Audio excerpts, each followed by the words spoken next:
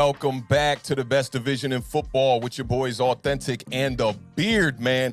The best television show not on TV. Speaking of TV, all chicken dinners for the entire NFC East, man, except my New York Giants, but y'all know what it is. We still in the building one time. Cowboys defeat the Bears 49-29. The Eagles straight up destroyed Kenny Pickett and them Pittsburgh Steelers 35-13 in the battle for Pennsylvania. And the Commanders pull off a last-minute victory on the shoulders of their quarterback and their star wide receiver, Terry McLaurin. They end up beating the Colts by 1 point. I'm super blessed to be here today with y'all, man. I want to start this show off by saying we lost a lot of good people this morning in the past couple of days here. So wanted to start the show off by saying rest in peace to Adam Zimmer. Rest in peace to Takeoff from the rap group Migos. And rest in peace to Ron Rivera's mother. We wish their families well, and our condolences go out to them, man. I know they're dealing with some serious deaths that happened this morning. Definitely a major blow in the hip-hop community and a major one in the NFL community as well. Definitely wanted to send a nod to them on this tough evening for them as well. But without further ado, let me bring in the best co-host in the country. The strong side to my left side. My brother, your brother. The Beard is in the building. What's poppin', fam? How you living? It's victory week. You had to remind me so early. You had to go right to... It is I was telling people on Twitter, week. first victory week that I can't celebrate with you. This is the first time the Commanders won and the New York Giants didn't win. Yeah, it's kind of crazy, but hey, listen. You when you were doing your intro, you were like, on the shoulders of our quarterback. I said, whoa. Oh, we gonna get there. I brought some evidence, player. Let's take a step back now. I brought some evidence, player. I brought some evidence. Listen, it was an absolutely insane weekend of football. I feel like I say that every week, but I mean, listen. Yeah, this was a good one, though. Look, we had multiple people score 3 touchdowns this week. Oh yeah, we did. We had let me see if I can get there with you. Was Derrick Henry one of them? Derrick Henry was one of them. Derrick Henry was one of them. Man, I feel like football was like 5 weeks ago, man. I can't remember who the others were. It was 2 more names, right? At least 2 more names. I'm trying to think. Who was it that had the 3 touchdown games this week? A.J. Brown. Bam. That's two for 2 right there. A.J. Brown. Tony Pollard? I don't think he had 2. Man, did he have 3? Hold on. He had 3. That's one of them. Hey, let's go. I think got it was one them more. 3. Might have been another one. Nah, there's one more. It was 4? Oh, yeah. I don't got the 4th. I'm going to keep it funky. Alvin Kamara. Oh, Alvin Kamara. That's right. Yeah, I didn't have my eyes on that game too much. I ain't going to lie. So, yeah, it was, listen, you had the Browns, the Bengals went back. That offensive line went back to last year, early this year. Yeah. That was bad. I mean, the Jets, that roughing the passer call, and the Jets turned that game around, and they end up losing to the Patriots. I mean, Zach Wilson, bro, he ain't it. I was telling you off air, he ain't it, bro. He threw for over 300 yards. He had some bad plays. A ton of bad plays, bro. Listen, that dude was like, y'all want this? 500. No. That dude was tripping out there, dog.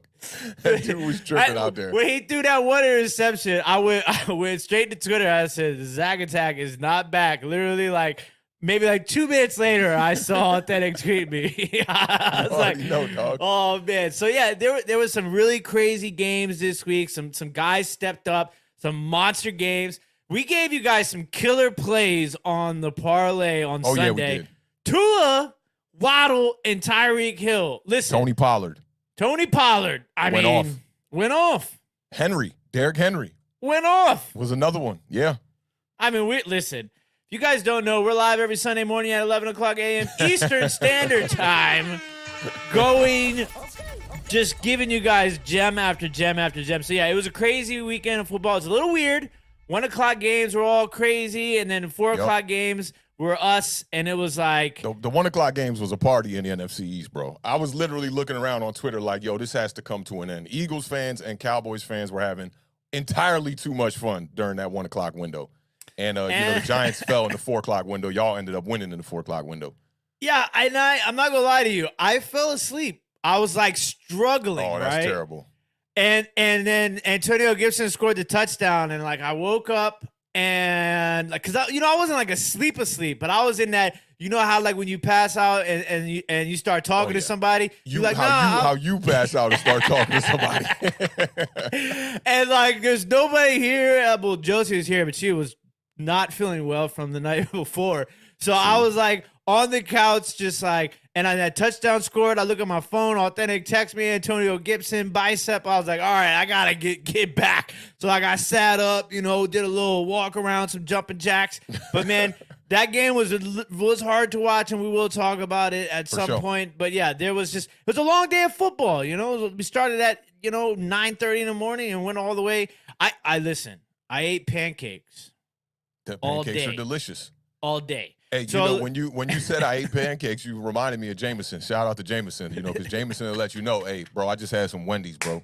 You know what I'm saying? Hey, I just had a double quarter pounder, cuz, all right? So I literally, like, after the parlay, I made a big bowl of pancake mix, and I said, Josie, you want some pancakes? She said, no, I can't eat. I said, okay. So I made myself I ate another couple of pancakes myself, and then, about an hour after the game started going, I was like, all right, let me get halftime, made a couple more pancakes. And then, 4:00 games, I was like, I got to make some pancakes, make some more pancakes. And then I ate just pancakes. So you sound like Andrew Thomas, bro. I kept the batter, so I just made a couple pancakes at a time instead of making them all. We gonna count how many times you say pancakes in this segment, dog. I think I ate the last pancake after the Sunday night game. So I think I had a total of like 14, 15 pancakes on Sunday. It was fantastic. So the roadmap next week, number one, pancakes. I got you. All right, I like it. Well, we know today was the trade deadline, man. So we definitely got to talk about some of these trades over here at Awthentik and The Beard, because I was waiting on my New York Giants, man, to make a move here, and that move just didn't happen. 4:00 came and went. New York Giants didn't make no move in the wide receiver department. Looks like we're going to just finish out the rest of the year with what we got.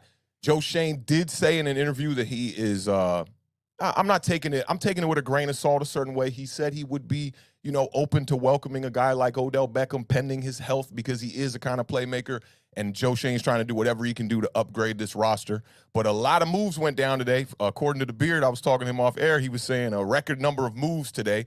You had T.J. Hockenson go to the Vikings. The Lions got a 2023 second rounder and a 2024 third rounder. Vikings get a 2023 fourth rounder and a 2024 conditional fourth rounder as well. The Steelers traded for The Beard's homie, William Jackson III, who's another guy I thought the Giants could have maybe made a move on. But if he was going to get cut, there were some rumors that he was going to get cut if he couldn't find a trade partner. They did find a trade partner with the Steelers. There's a conditional pick there. I heard 2025, a bunch of other jargon that, might go on with that pick. We'll see when we get to 2025 on that one. The Broncos sent Bradley Chubb to the Dolphins for a first rounder and Chase Edmonds. I like that pick for both teams. I felt like that's a little bit of high value for Bradley Chubb possibly, but he is definitely, a great pass rusher in this league. Kind of on the, I wouldn't say on the decline, but he had a spark when he started. I ain't going to say now he guard, but he definitely had the spark when he started for sure. Rookie year, his most sacks that he's ever had in an entire year. Also, you had the Falcons send suspended wide receiver Calvin Ridley to the Jaguars. I think the Jaguars got a fifth-round pick out of that one and a conditional 2024 pick as well. Or the Falcons got that. The conditional of that is insane. It could be as high. It can be as high as a second-round pick, depending on how long he's suspended for. If he plays, and they give him a new contract, it becomes a second-round pick.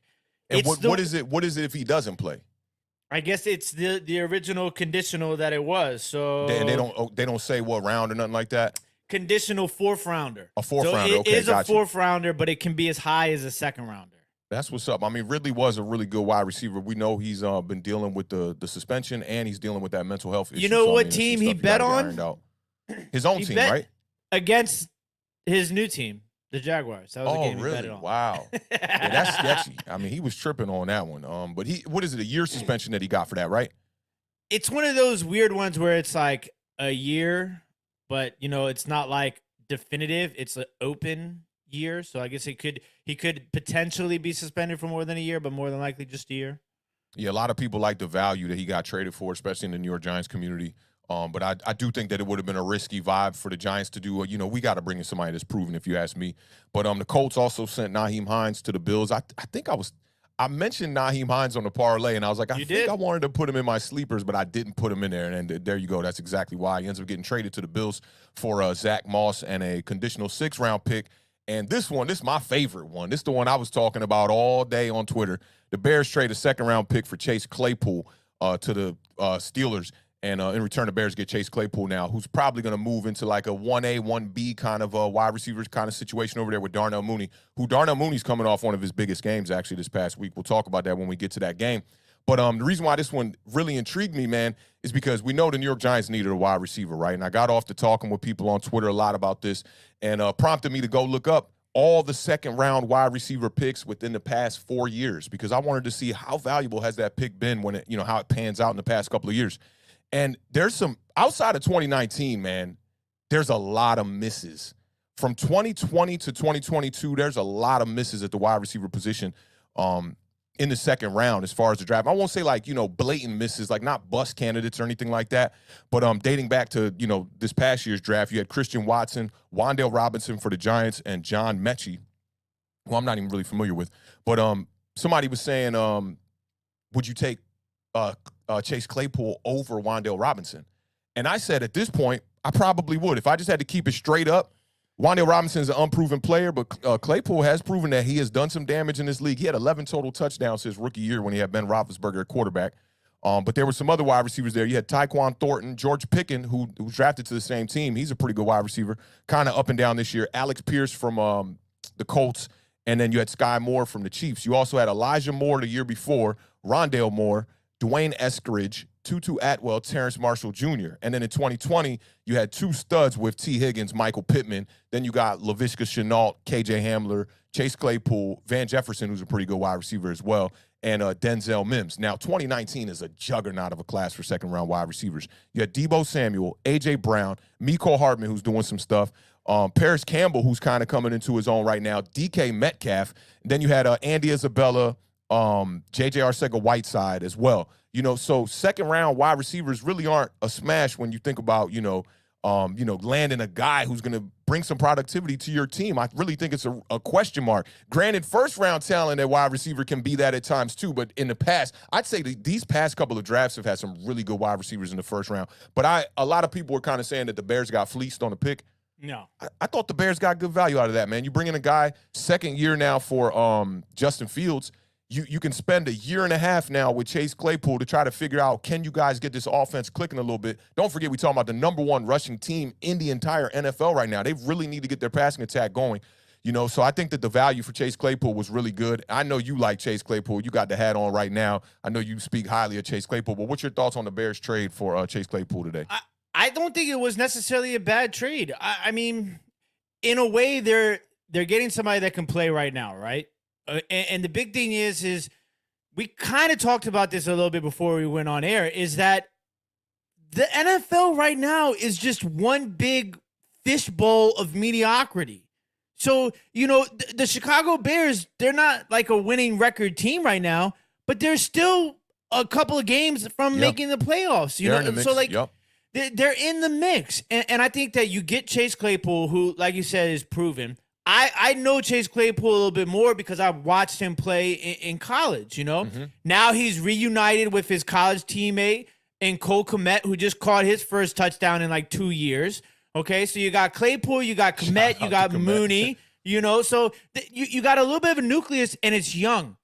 And you got Claypool on a rookie deal. You're paying him like $600,000 or whatever. They already cleared up a ton of cap space because of getting rid of Quinn and Smith. Yep. So now like you're positioning yourself to make moves in the future. Okay, yeah, you can't forget about the running backs they got over there too. I mean, Montgomery's getting up there in age a little bit, but you got Khalil Herbert there as well. They definitely got some weapons. And their defense is not bad. They have some really good players on the defensive side of the ball outside of the guys that they just got rid of. Jalen Johnson is a cornerback that nobody really talks about. He's one of the best young corners in the league. I love Jalen Johnson. But I think this is a good trade because now what you've also done is okay, you have Justin Fields. But has Justin Fields really had anybody to throw the ball to? That's been the problem. So it's like, okay, we're going to give you a guy. Let's see what you can do with it. You know, a guy that can go up and get the ball, a guy that can make some plays, you know, like Chase Claypool. People forgot about Claypool, man. Did. Like a lot of people in Giants Twitter were like they were not having it with Claypool. They're just like a second rounder for Claypool. And that prompted me to look this up, you know, and kind of see, well, what is the value at that position? I think Claypool's a playmaker, man, and in a crowded wide receiver room. We talked about this just a couple episodes back where I was saying, man, like Pittsburgh really got some good weapons. Why is the offense not moving? A lot of it has to do with the offensive line, and we definitely saw that this past week against the Philadelphia Eagles for sure. But they have great weapons over there, great tight end. They got an abundance of wide receivers for sure. You know, I love Pickens. I think that he can be a playmaker moving forward. They just got to get him more targets. It seems like these quarterbacks over there really use Deontay Johnson as like a security blanket. Like he just tends to get the most targets over there, where I think they could spread the ball around a little bit more. And maybe their offensive coordinator, I'm not familiar with who's the offensive coordinator over there, but you got to find a way to scheme this up, man. You got talent over there. So I think that's why Chase Claypool's kind of like expendable for the Pittsburgh Steelers, and in a season that's kind of looking on the down for them, where they might have to try to rebuild things a little bit. Not a full rebuild, but might have to try to rebuild things a little bit. So I wish the best for Chase Claypool. I really think that kid's a playmaker. I've seen him make some catches, especially that rookie year, where I was just like, dang, dude is a baller. Yeah, and you have to remember this too. You have to remember the market value of a wide receiver has changed drastically, and it's changed drastically like very recently. Like I know a lot of people look at, if you want to talk about a team that got fleeced, the Dallas Cowboys. They basically gave Amari Cooper away to the Cleveland Browns for next to nothing. Yep. And after that happened, the market completely changed, and it really started, you know, it's a little difficult to compare contracts and trade value, but in the grand scheme of things, there is a market comparison between the two. And it all started with Christian Kirk getting the bag from the Jaguars. Yeah. And then that started a whole domino effect with all of those wide receivers from that draft class of A.J. Brown, DK Metcalf, Deebo Samuel, Terry McLaurin. All four of those guys got the bag. Yeah. And so you have to take that into consideration also with the market value of what wide receivers are in the National Football League right now. So I don't think you're going to see a lot more of those Amari Cooper deals for wide receivers. I think you're going to start seeing more of these Chase Claypool sort of deals for wide receivers. When you look at that kind of value that they had to give away for Chase Claypool, in comparison to Amari Cooper is very drastic, because Amari Cooper right now, I mean, he's a little bit older, but he's a better wide receiver at this moment in time than Chase Claypool is, at least with what's happening in both situations. He looked fantastic last night. Yeah, he did. And that's the one thing I'll say about his game this year with the Browns. I mean, I know he's dealing with a backup quarterback with Jacoby Brissett and whatnot, and I think that's 3 more weeks now. I think that's going to be of that. But his game has been a little bit up and down. You know, he's had these big hits in certain weeks and then completely fall flat in other weeks. But I don't think that's anything that has to do with Amari Cooper falling off or nothing like that. I think he's a fantastic receiver. Yeah, I think that says more about the Jacoby Brissett, because I think the Browns move with the way that Jacoby Brissett moves, basically. Yeah. So big shout out to Sebastian for the $1.99 super chat. So I think Jamar Chase changed how the NFL views wide receivers. He's definitely a part of it. I think that whole this generation over the last few years. Yep. I mean, before Jamar Chase, there was Justin Jefferson. Mm-hmm. Justin Jefferson changed Justin Jefferson is the same class as Chase Claypool. Jefferson is like, he comes into the league and he dominates the league like so crazy, you almost can't believe it. I remember the first year when he comes into the league, I'm like, there's no way this guy's one of the best wide receivers in the league. This might be a fluke is what I was thinking. I'm going to keep it real. And then he comes back, same exact productivity. I mean, he is one of those guys, and I do agree with Sebastian. Like Jamar Chase, a guy like Jamar Chase, and Jalen Waddle, all these guys that got drafted high, and they're working immediately. Even a dude like Drake London, Devontae Smith. There's a ton of these guys now that you're just seeing come right into the NFL. Olave now for the Saints, he's balling out too, and you're seeing it. They're younger, they're ready to play. It seems like the transition from college from the wide receiver is not that different. You know, quarterbacks tend to have that, you know, couple of years where they hiccup and kind of got to get used to the speed of the game. But wide receivers almost dictate the speed of the game, so I feel like they do have that advantage. But yeah, the market is definitely changing. I think that's probably also why the New York Giants stayed kind of quiet on this, and they didn't want to give up a lot of value in the middle of a rebuild that they're trying to do here with New York, and they're doing a great job of it so far. I figured, they probably wouldn't reach and try to go get some out there if it wasn't available at a good deal. So they probably couldn't get Judy on a good deal, and they probably couldn't get Brandon Cooks stayed put. He didn't get traded either. I think, this is obviously, even though I'm on the outside looking in, right, as not a Giants fan, but as somebody who pays attention. Allegedly. As somebody who pays attention heavily, obviously, to the New York Giants, I personally thought that they would and they should have gone out after a wide receiver. Now, that's not to say that they didn't try. Right. It's just that I think a lot of people forget that too. I think some people, no matter who your team is, if a deal doesn't get done, they automatically are like, they didn't try. Right. Okay. Right. So sometimes you have to remember that deals just don't get done sometimes, especially at this point in the game, because when you get to a certain point before the trade deadline, the way that contracts are eaten are completely different. That's why you saw so many trades before Monday, because those contracts, you can eat some of the salary, but after Monday, whoever gets the trade brings on the salary. So that changes a lot too, especially when you're talking about guys like Brandon Cooks, guys who aren't on rookie deals. Right. So, but for me, I look at the way that, once again, the fishbowl of mediocrity, and how many times have we said, sometimes the Giants are a perfect example, just needs to get into the playoffs,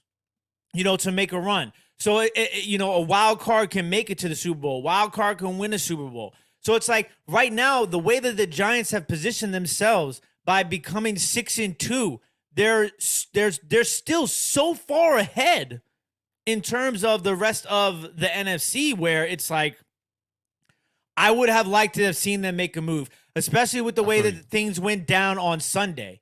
To me, it just, I'm not saying go out there and give a first-round pick for Jerry Jeudy or give a first-round pick for Brandon Cooks, but there needed to be a move needed to be made, in my honest opinion. Now, is it the end-all, be-all that a move didn't get made? No, I think that I know I tweeted this, and there was some backlash from people like Awthentic. Oh, yeah. Sanu, is that who you suggested? Mohamed Sanu. I mean, there are some guys out there. I just think that maybe this coaching staff is a little bit more confident than they've led us on to believe about Kenny Golladay. Maybe I that's think it could what be it a is. little bit of that, but I wouldn't bank on that. I'll tell you what I think it is. They know that a depth piece wide receiver is not going to come in here and make the impact that they truly need. If you're going to bring in a wide receiver, a guy like Jerry Jeudy got to be the floor. It got to be somebody like that or better that's going to come in here and immediately it is going to be the number one, especially with what happened with Kenny Golladay. I mean, we can kind of learn from our mistakes in the past. Like, you saw it just didn't pan out. There's something about this core group and this team that passing the ball is not easy. I'm not – like, I don't know what it is, but this combination of, like, offensive line, quarterback, and the practice squad kind of weapons that we've had out there, it's not easy for us to throw the ball. So I think if you're going to bring in a guy that you think is going to help and contribute to a run in the playoffs, it just got to be a real deal guy. And I thought that Jeudy or Chase Claypool could be the floor for that, and maybe there were some other guys out there, even a Brandon Cooks. Brandon Cooks, to me, I've always said it, he's the floor of what a number one wide receiver should be in the NFL. He knows how to produce. He does a great job. And I also feel the same way about A.J. Brown. Like, when you look at A.J. Brown, right, like last season when they were making the move and he finally ended up in Philadelphia, right? People around our conference were like, okay, or not our conference, our division, were like, he'll come in here, he could probably be the best wide receiver in this division, right? But people weren't all like, it's going to look like how it looked on Sunday. Well, some of us were. I don't know, bro. I didn't think it was going to be like that. I thought it would be Ryan Tannehill-ish or less, right? They look like a damn dream team on Sunday. Like, where is the hole on that team is the crazy part. And A.J. Brown, now I'm real anxious to see where he gets his numbers to by the end of the year, because he was banged up last year. He didn't even crack 1,000 yards with Tennessee. He missed a couple of games. I think he was right around like 800 yards. His touchdowns were down. Everything was down for him last year. Now you see him come out here, they running this RPO. It's like A.J. Brown is looking like one of the best wide receivers in the NFL right now. Yeah, I mean, and he got the bag for it. I mean, that breed. It's interesting because they're a different class. That class is a different breed of wide receivers than these new guys. Okay, Facts. And they're all fantastic. But Terry McLaurin, Deebo Samuel, AJ Brown, DK Metcalf, those guys are built different than most wide receivers in the National Football League. Terry McLaurin is not as big as the rest of them, but they all play like they got that dog in them. For sure. They're fast. They're physical. Big. You know, like people forget, sometimes you got to see that DK Metcalf highlight to remember how damn fast that boy is. Yeah. He is. And he left some plays out there on Sunday against the Giants, too. I mean, there's a couple other ones he could have. That one-hander, man, and Geno Smith, god damn, that boy is throwing that football, man. But DK Metcalf's kind of revived now with Geno. You remember when you and I were like, how is DK Metcalf not a first-round draft pick? Right. It was really interesting. We were because like people devalued Geno. They thought that Geno was going to bring that team down. When in fact, but not even that. I'm talking about when he was coming out of college. Oh, you talking about that? Yeah, because the measurables were amazing. The people were like, "Is he a combine warrior?" I'm looking at this dude. I remember he had his shirt off next to Pete Carroll. I'm like, "Why are we not drafting Hulk Hogan? Like, this is great. Dude is ready to go. He don't look like a kid. Okay, he's ready to go. I don't know why they let him fall. I really don't know why. But then you got Deebo Samuel. Deebo Samuel is a guy that can do everything. Huge. Fast, can run the ball out of the backfield. And then you got, AJ Brown, DK is Metcalf. Extremely 2020, it's bro. crazy. Like, because Wan'Dale Robinson, right? Those are the things that it says on his tape as well, too. Right? We haven't really even utilized him in the running game. Granted, he's only been here for 3 weeks, healthy, but we haven't even really utilized him for that. And to me, he does play a bit like a Deebo Samuel, because when I think about Deebo Samuel, I don't think about like incredible separation on the routes. And I think that Wan'Dale Robinson, he's my expectations for how much separation he would get out of the slot, he's a little bit beneath that, I feel like.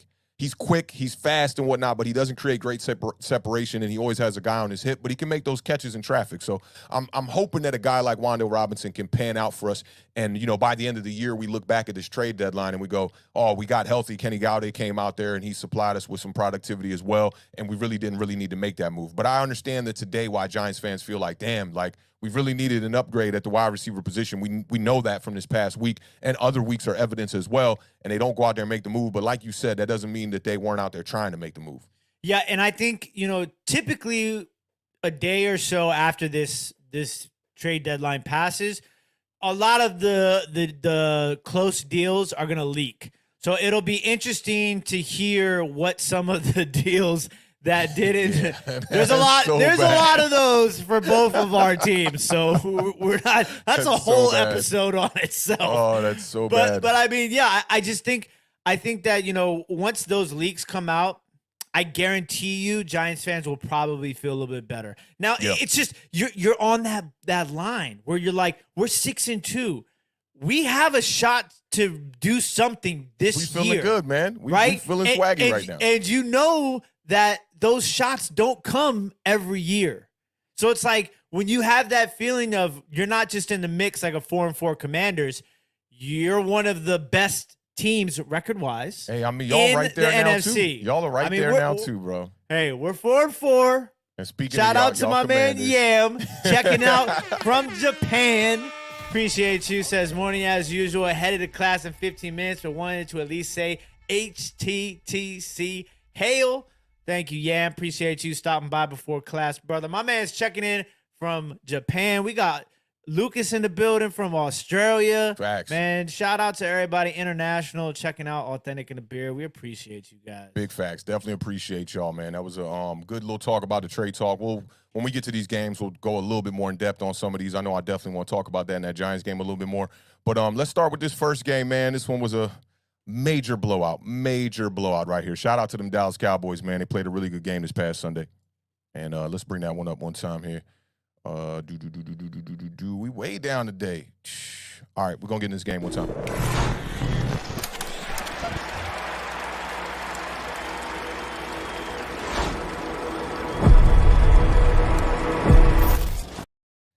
All right, man. Them Dallas Cowboys, I literally just put hashtag too much fun in the beginning of these notes. I didn't like what I was seeing in this game. I know I told y'all Tony Pollard is going to be a sleeper this week. The Beard had Tony Pollard, I think, as one of his top 3 running backs. Tony Pollard definitely went off in this game, man. Cowboys scored on their first 4 possessions. Man, let me say a quick little prayer that maybe that could happen to my New York Giants real quick one time this season.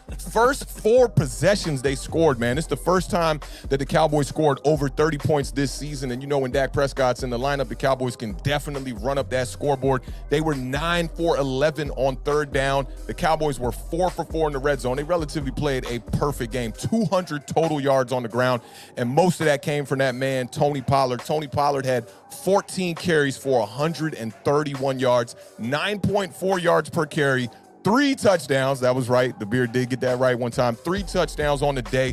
They really didn't even have to pass the ball that much, but Dak Prescott did play a really clean game. I told the Beard that Dak was back last week. He tried to question me, Jack. I heard him. He's kind of like, I don't know, man. I don't know. Dak Prescott definitely back in this game. Dak Prescott, 21 for 27. He had 2 touchdowns to 1 interception. How your QBR remains that high with 1 interception is crazy to me. That goes to show you how good of a game Dak Prescott played. 250 passing yards with a QBR of 93.8, man. And CeeDee Lamb, another game where he does not crack 100 yards. He was 5 receptions, but on 5 targets for 70 yards on the day. The Bears tried to stick with their identity throughout this game. Hashtag RTDB. They was definitely running the damn ball. 240 yards as a team rushing. The Bears have put up over 230 rushing yards in 3 straight games now. They got the game versus the Commanders with 237, the game against the Patriots with 243, and this game against the Cowboys where they had 240 rushing yards. They just missed cracking 200 against the Vikings 4 weeks ago. They had 193 yards on the ground in that game. But I think where they stalled out was third down. 6 for 15 on third down. They got off to an extremely slow start in this game, too. I want to say the Cowboys put up 14 points in the first quarter. They were down by 2 scores early. And I thought they had a shot in this game late. And then Micah Parsons made what I would like to call the play of the day. This heads-up fumble return where the ball from Montgomery falls on the turf. He picks it up. Justin Fields is jumping hurdles. Don't even touch him. And Micah Parsons just gets up while the stadium was rocking. That Cowboys stadium was rocking. For one, when the ball fumbled out, you hear that roar go on. And then when they see Micah Parsons get up, just kind of moving it like he's moving through the club trying to get to the front, literally that crowd went extremely crazy. But I thought it was the play of the game, man. Micah Parsons continuously making heads-up plays. The Cowboys go on to win this one, 35-23, man. They moved to 6-2 on the year. The Bears fall to 3-5. Could you imagine if the Bears were 4-4 right now during all this trade talk, how they would be talking about them? Might be a little bit of a different story, but what did you see in this one, bro? I mean, Tony Pollard was just, how long have we been talking about Tony Pollard being a guy? Oh, Tony Pollard's a guy, and I'll give you your props on this. You've been saying Tony Pollard needs to be the number 1 running back in Dallas, and I've been saying, hey, stick to the formula, 2-headed back. Tony Pollard plays off of Ezekiel Elliott. This game kind of showed a little different. Yeah, and you know what's crazy? He's a free agent at the end of this year. Ooh. Tony Pollard is a free agent at the end of this year. I mean, interesting moves to make. Yeah, they are. And Jerry Jones came out and was like, nope, this is Zeke's team. Everything runs through Zeke. Like, he was talking about Zeke like it was his only son. He's the coach, wild. Man. Jerry Jones is the coach, bro. But I think it was just, a lot of things that you touched on. Obviously, the third downs, not being able to convert third downs on offense, and then not being able to stop Dallas on third down. Dallas was 9 for 11 on third downs in this game. Yeah, ridiculous. You're not going to win football better? games. I mean, you're not going to get 11 of 11. 9 for 11 is crazy. Yeah. And bro, Dallas averaged 7.8 yards a play. Not a carry, not a pass, a play. 7.8 yards. I mean, this was my type of game, though. These two teams combined for 440 yards rushing. Yeah, this is your kind of game. That's a game. And there was still plenty of passing, too. Like, that's the thing I don't think people understand. Is like, you can still put up passing numbers and run the ball 50 times, in a game, and it'd still be there. But the big play you talked about, the fumble, that was a game changer. Chicago's only down 12 points at that point, and there's, 5 minutes left in the third quarter? Yep. That momentum swing of that is just drastic. And, the that's like a common theme for a lot of these games, especially in the NFC East this weekend, was just the drastic swing of momentum in fumbling in these games. Yeah, thank you for reminding me again. I'm sorry, man. It's just it was not meant that way. I promise. Listen, do you know how many times Dallas punted the ball in this game? I don't, but let me take a guess. I'm gonna say 3 times. 2 punts. Ooh, 2 punts, man. Just balling. 6 touchdown drives.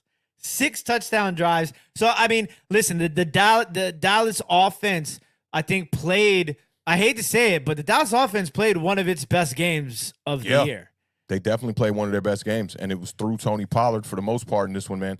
And Dak Prescott just clean, man. Another efficient game. 21-27. That's efficient, man. That's good. That's efficient right there, man. And if they can get that passing game clicking, Dallas is back on my radar. I'm a little bit worried about them. They're sitting with the same record now as the New York Giants at 6-2.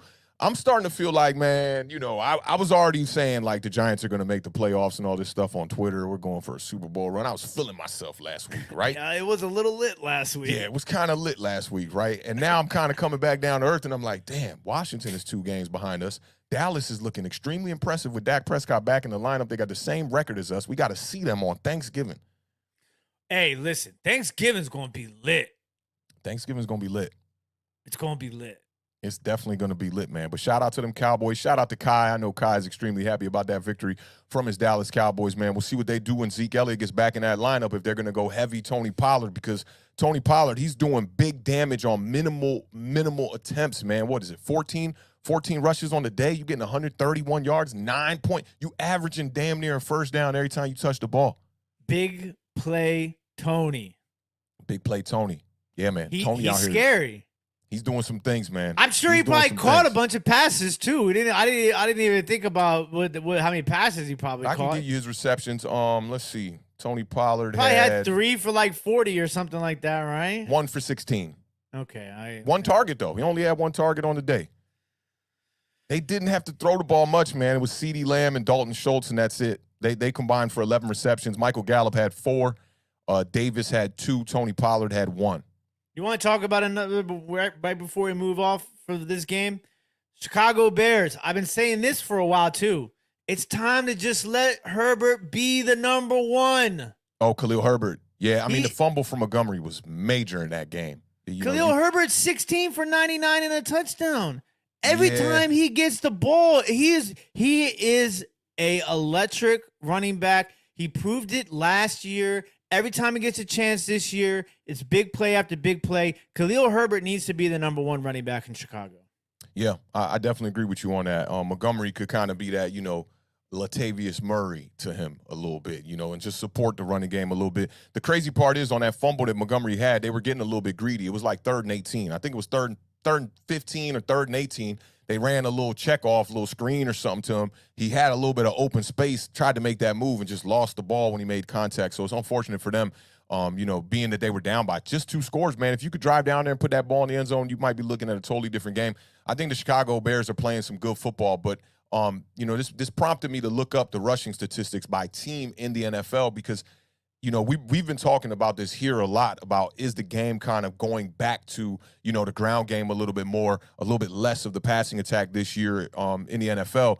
But it's interesting that a lot of the teams that are at the top of the NFL in rushing right now are kind of struggling outside of the New York Giants and the Philadelphia Eagles. But Atlanta, Cleveland, Baltimore Ravens, Chicago Bears are still number 1. You got Jacksonville up there. You got the Saints up there, Detroit Lions up there, and then Dallas Cowboys, Seattle Seahawks, and the New England Patriots. So I don't know. Maybe we got to pump the brakes a little bit on the game, kind of, reverting back to, more of a ground and pound type of style, man, and the air is still going to be important. But we'll see. We're getting here in the beginning of November, December. Things going to get a little bit colder. We're going to see what happens when it gets a little bit colder. We know Derrick Henry love to turn up when it get cold, and a lot of these every down running backs do. So we'll see. Mm-hmm. All right, let's get into this next one, man. I'm definitely excited to talk about this next matchup, man. The Philadelphia Eagles took on the Pittsburgh Steelers. Let's talk about it.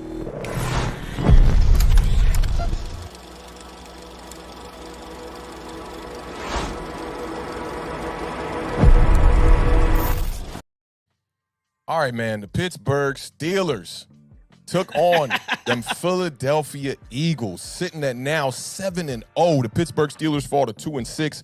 Mike Tomlin is looking like he's headed for his first losing season. They took an L in this one, 35-13. That's what we like to call mollywop over here at Awthentik and The Beard. Jalen Hurts was slinging the rock all day long. A.J. Brown, man, I noted this one down when this happened. He caught his third touchdown of the day with 6 minutes left in the second quarter.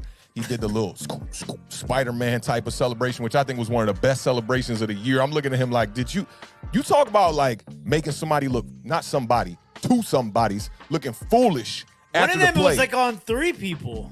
Yeah, one of them was on 3 people. The second one was on 3 people. The third one was on 2 of them.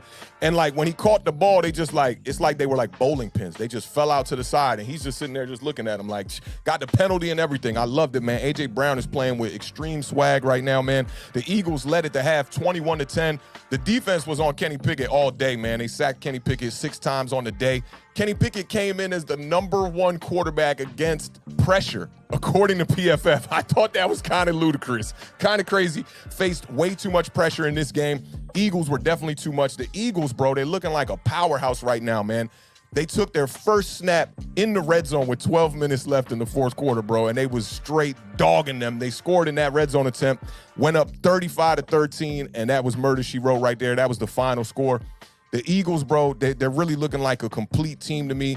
And Jalen Hurts, man, Jalen Hurts showing you that he don't got to do it with his legs. He only had 2 carries in this game for like 10 yards. Everything else was done through the air. This kid was carving up that Pittsburgh Steelers defense. I'm going to bring up the statistics here so y'all can see him one time. Jalen Hurts, 19 of 28 with the QBR of 80. He was sacked 3 times. 285 yards, and man, the touchdown number right here. I heard a lot of New York Giants fans, they was asking questions last week. My man Rob Zero was asking questions. He was like, why is everybody so high on Jalen Hurts? He's got the same amount of passing touchdowns as Daniel Jones. Well, not no more. He put up 4 big ones in this game, and that gap is looking a little bit different today.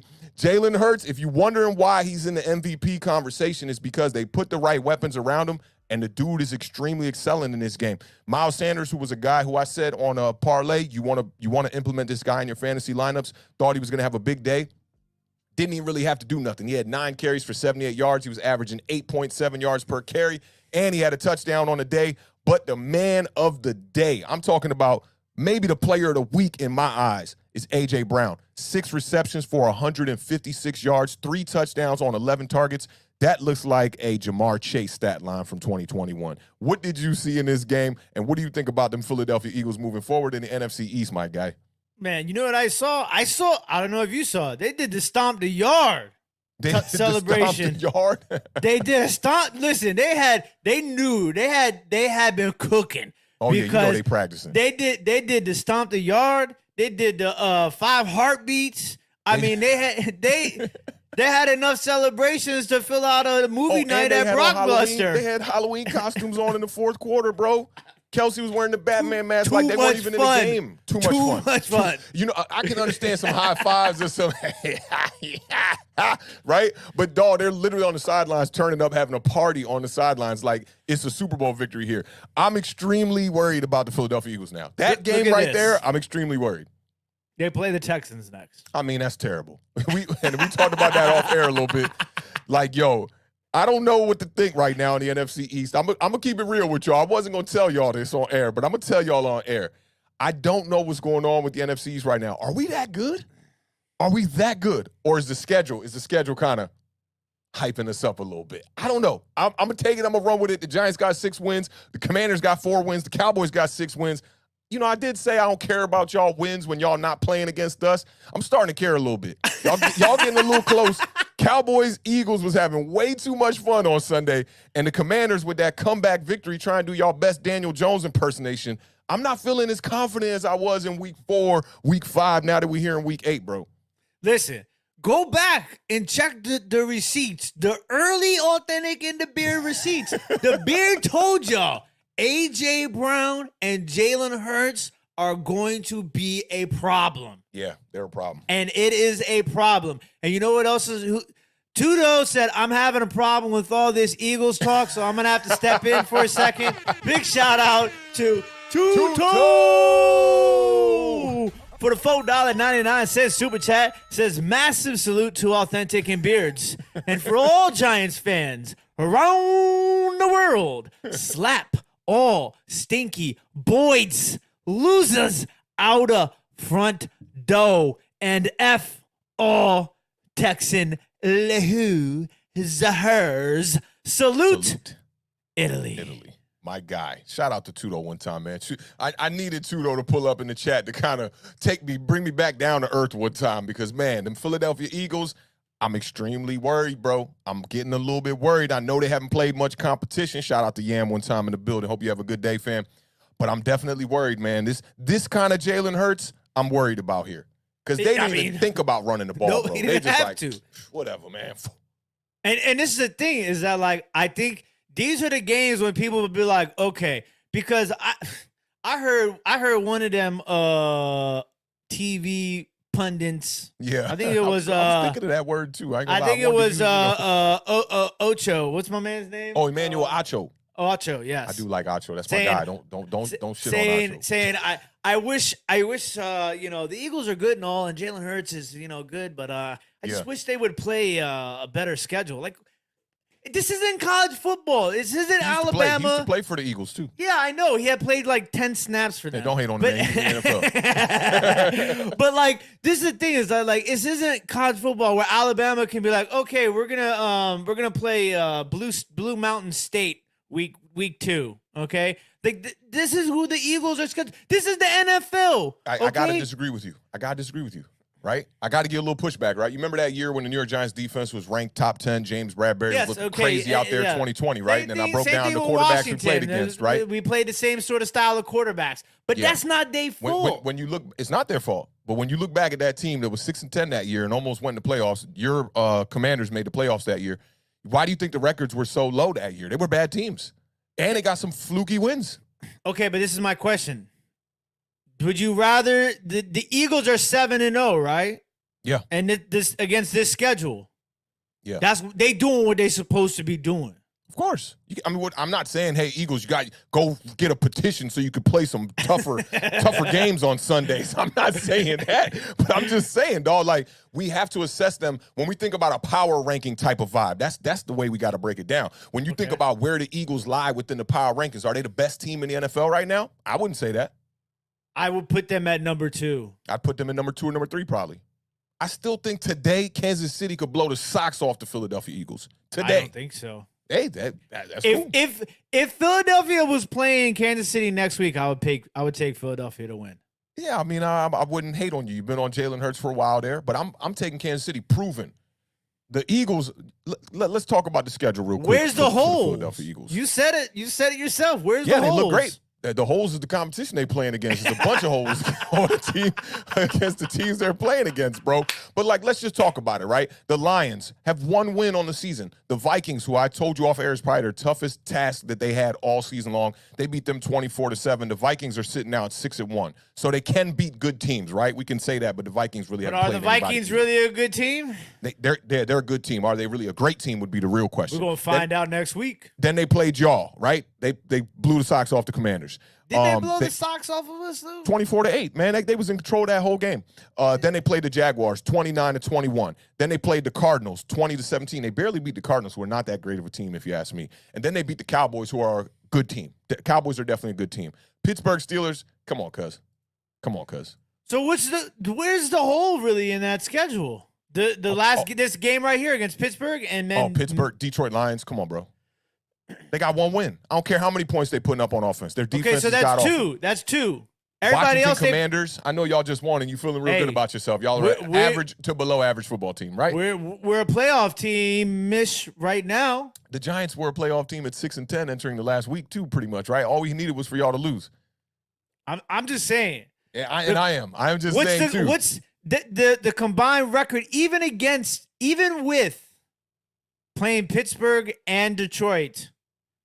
Their competition still has a winning record total overall, I would imagine. Does it? I'm guessing. Oh, you guessing? Yeah, I don't know. Okay. I'm not gonna sit here and add them all up. But I can do it really fast. They played Detroit, 1 win. Who did they play after that? The Vikings, right? Vikings. Yeah, They got 6. That's 6 wins. 7 wins. Yep. Commanders 4. That's 11. Jaguars 2, 2. 3, 2. 2. Cardinals 13. They 2. got 3. 3. 16. Cowboys 6. 22. Steelers 2. 24. 2. So 24, and then how many losses?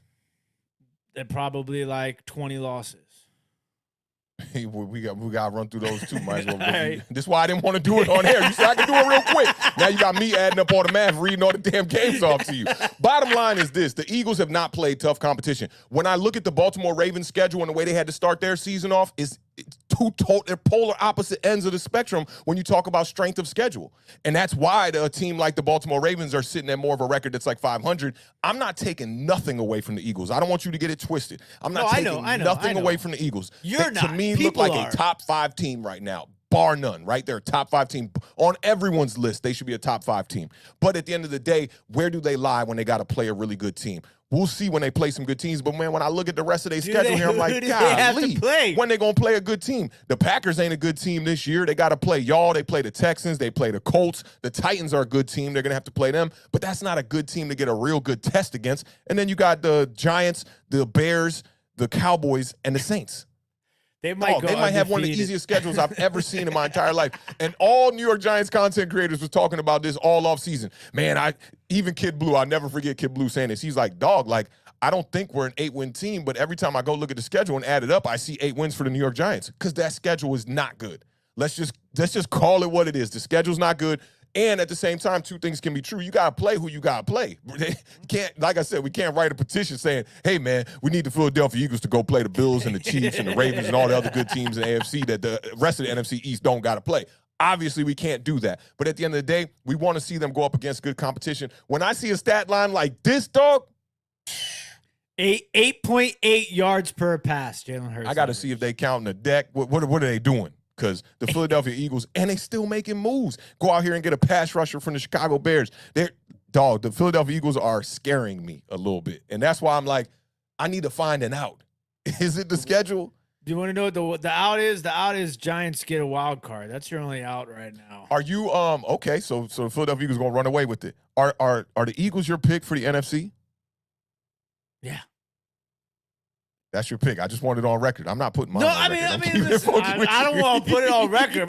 Right now, I would say yes. I mean, to be frank, to be honest with you, okay, if you had to pick outside of the NFC East, is there another team that you think can compete for the NFC Championship? Yeah, I think the Vikings, right, especially with the move they just brought in another weapon on offense. You see Kirk Cousins this past week? I am not a believer in the Vikings. I know you aren't. I know that. And I told you in the beginning of the year, I think the Vikings were going to win that division. I thought they were going to be a good team. Yeah. You did. And they're looking like they're going to do it. I don't think they're a bad team, but I think they've also had a pretty if we're going to be poking holes in cupcakes, I mean, they got a pretty cupcake of a schedule too. We got to remember that good is average. I always tell people this on Twitter, right? Good is average. The Minnesota Vikings are a good team. They got to be, because where do you put your Commanders? What do you call that team? Are y'all a below average team or an average team? I call us a lucky team right now. So what is a lucky team? Are they bad or good? Are they great? Bad. We're bad. Y'all are bad, you would say. So we're at least bad, you get yeah. See, I wouldn't call y'all bad, but at least your scale matches up. You know, if you think the Minnesota Vikings aren't quite a good team, you don't think they're a bad team, but you do think they're a better team than the Commanders are, and you got the Commanders as a bad team. So at least your scale is good. I like that. It's very relative. I like that. But I think that the Minnesota Vikings are definitely a good team on the cusp of now being a team that might surprise people. Don't forget about the move that the San Francisco 49ers just made, that was my next. I mean, they're in the mix. They are in the mix now with CMC. Christian McCaffrey. First week, they really give him some snaps. This guy goes out here and gets us a passing touchdown, a rushing touchdown, and a receiving touchdown. So listen, imagine being a coach and being like, okay, I got Christian McCaffrey, Deebo Samuel, George Kittle, Brandon Ayuk. I mean, the type of plays you could draw up. Like, that's like, okay, we're going to deal that running back, man. They kept that other running back around. No, they dealt Jeff Wilson. They dealt him. Where'd he go? He went to Miami. Oh, wow. Okay. Okay, I like that move. Teams are stacking up right now, man. But the 49ers definitely got to watch out for them, man. They got a lot of pieces in play. I know a lot of people not a believer in Jimmy Garoppolo, but I think it gives them a good chance. And look at their season kind of making a little bit of a U-turn now after Trey Lance got hurt, man. Definitely wish him well in his recovery. But, man, Jimmy Garoppolo just seems to be the better option. Yeah, and you know what's crazy is, the Miami Dolphins, for that trade they made with the 49ers, 49ers picked Trey Lance. The Dolphins turned those picks that they got from the 49ers into Tyreek Hill, Jalen Waddle, and Bradley Chubb. Come on, dog. That's front office wizardry right there. Wizardry. I like that. I like that. That is definitely some front office wizardry. I do want to say, shout out to the NFC East, okay? We talked about this. Best record in the history of the National Football League after 8 weeks for one division. Okay? Is it possible? Let me look at this schedule one more time. Is it possible that the NFC East this year becomes the first team? I mean, obviously, it's only been allowed to happen a few years because of the new structure of playoffs. But can they become the first division to put all 4 teams in the playoffs? You should have told me this so I could holler at the graphics department. This is one for the graphics department right here. I'm just planting the seed. I'm planting the seed. I mean, there's so many interdivisional games. It's going to be really tough. The Giants are going to play a ton of divisional games towards the end of the season. I think it's possible. I mean, right now, all the teams are sitting pretty good. Our 4th place team is sitting at 500. Yeah, we are one spot out of the playoffs due to tiebreaker to San Francisco. Yeah, that's crazy. Yeah, I mean, I think that they could do it.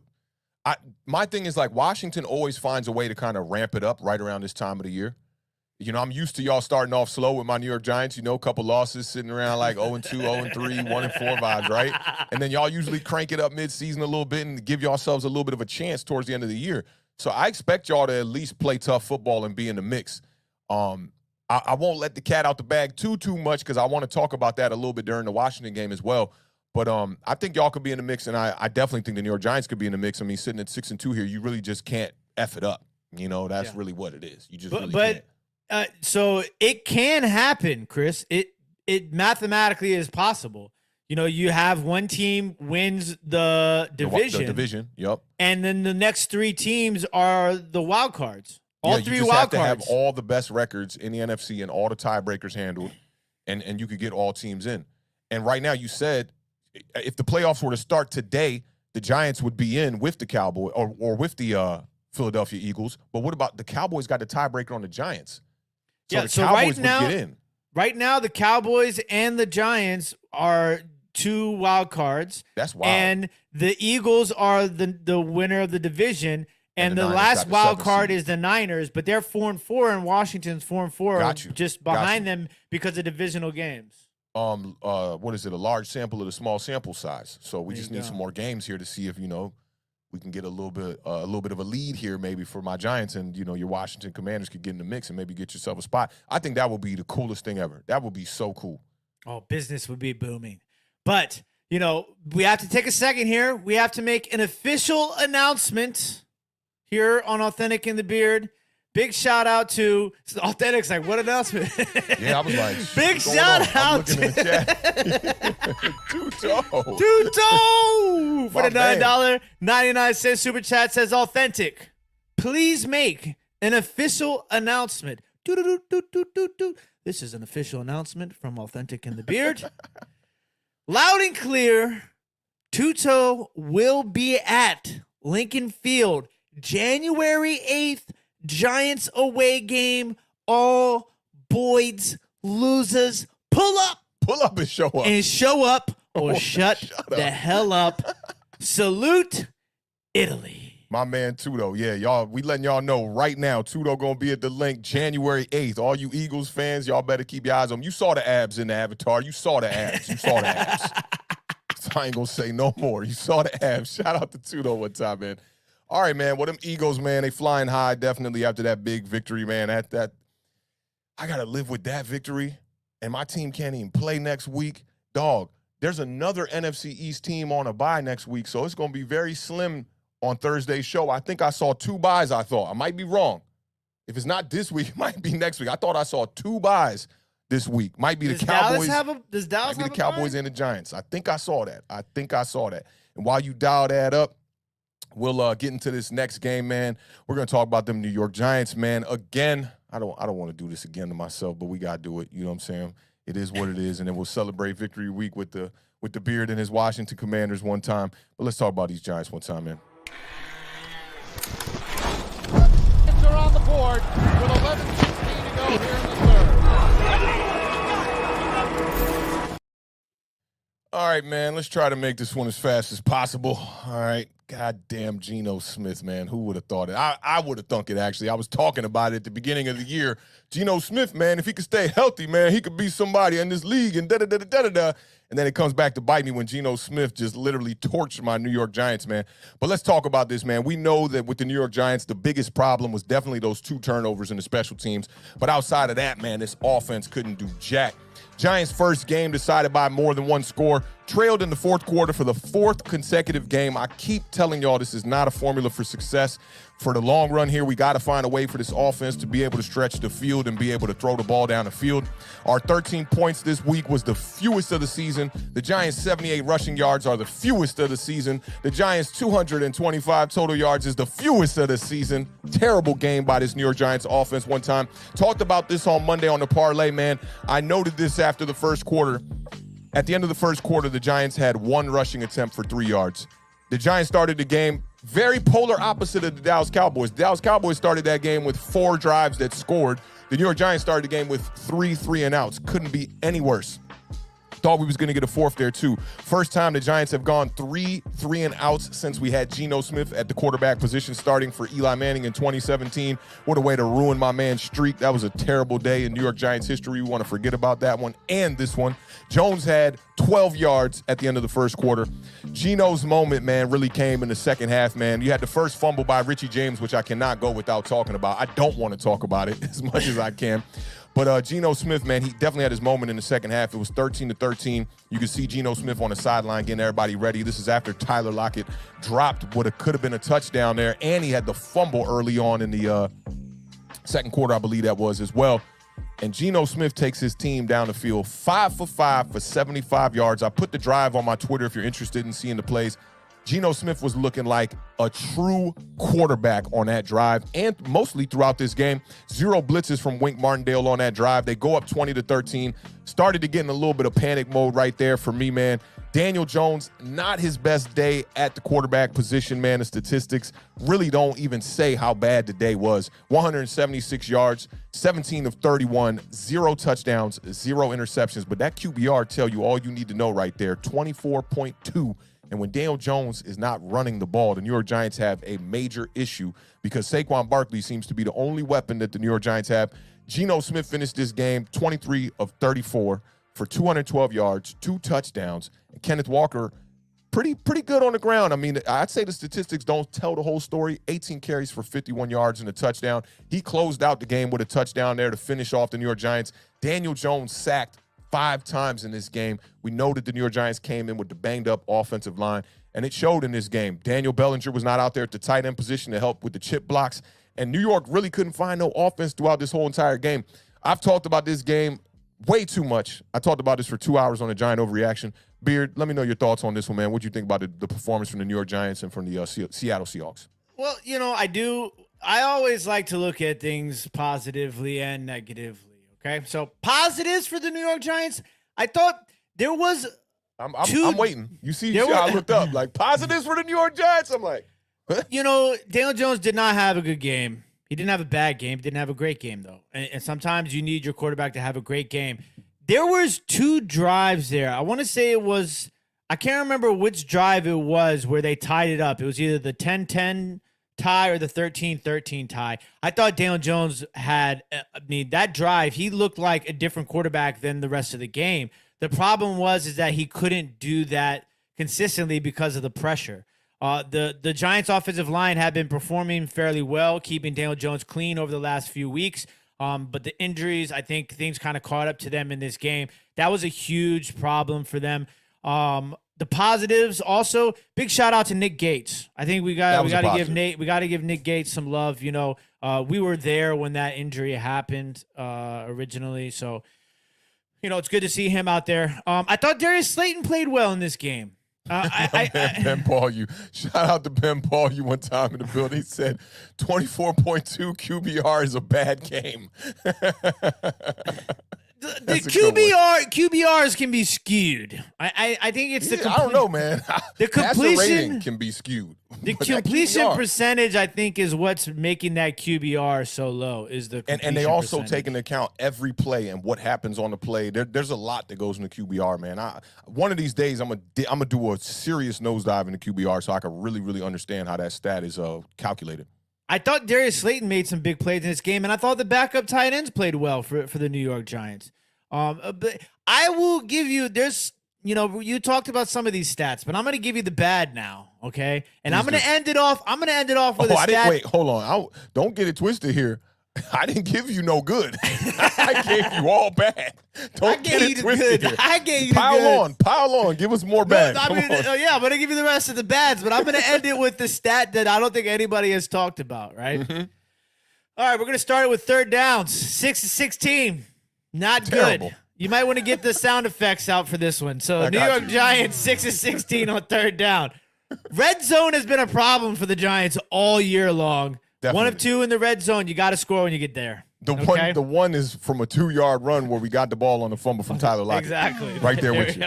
Pretty much two fumbles, not just regular fumbles, position field changing fumbles. I don't want to talk about it. Okay. Yards per carry. 2.8. Not good. 5 sacks. 5 sacks. I gave him that one already. Not good. I can't. Okay. Give him a double for that. This is the eye-popping, mind-boggling stat. First half yardage? Nope. Okay. So we talked about third downs, right? Do you want to know what the average third down and to go was for the New York Giants in this game? Ooh, good one. Okay. Average third down to go. I'm going to say 3rd and 14.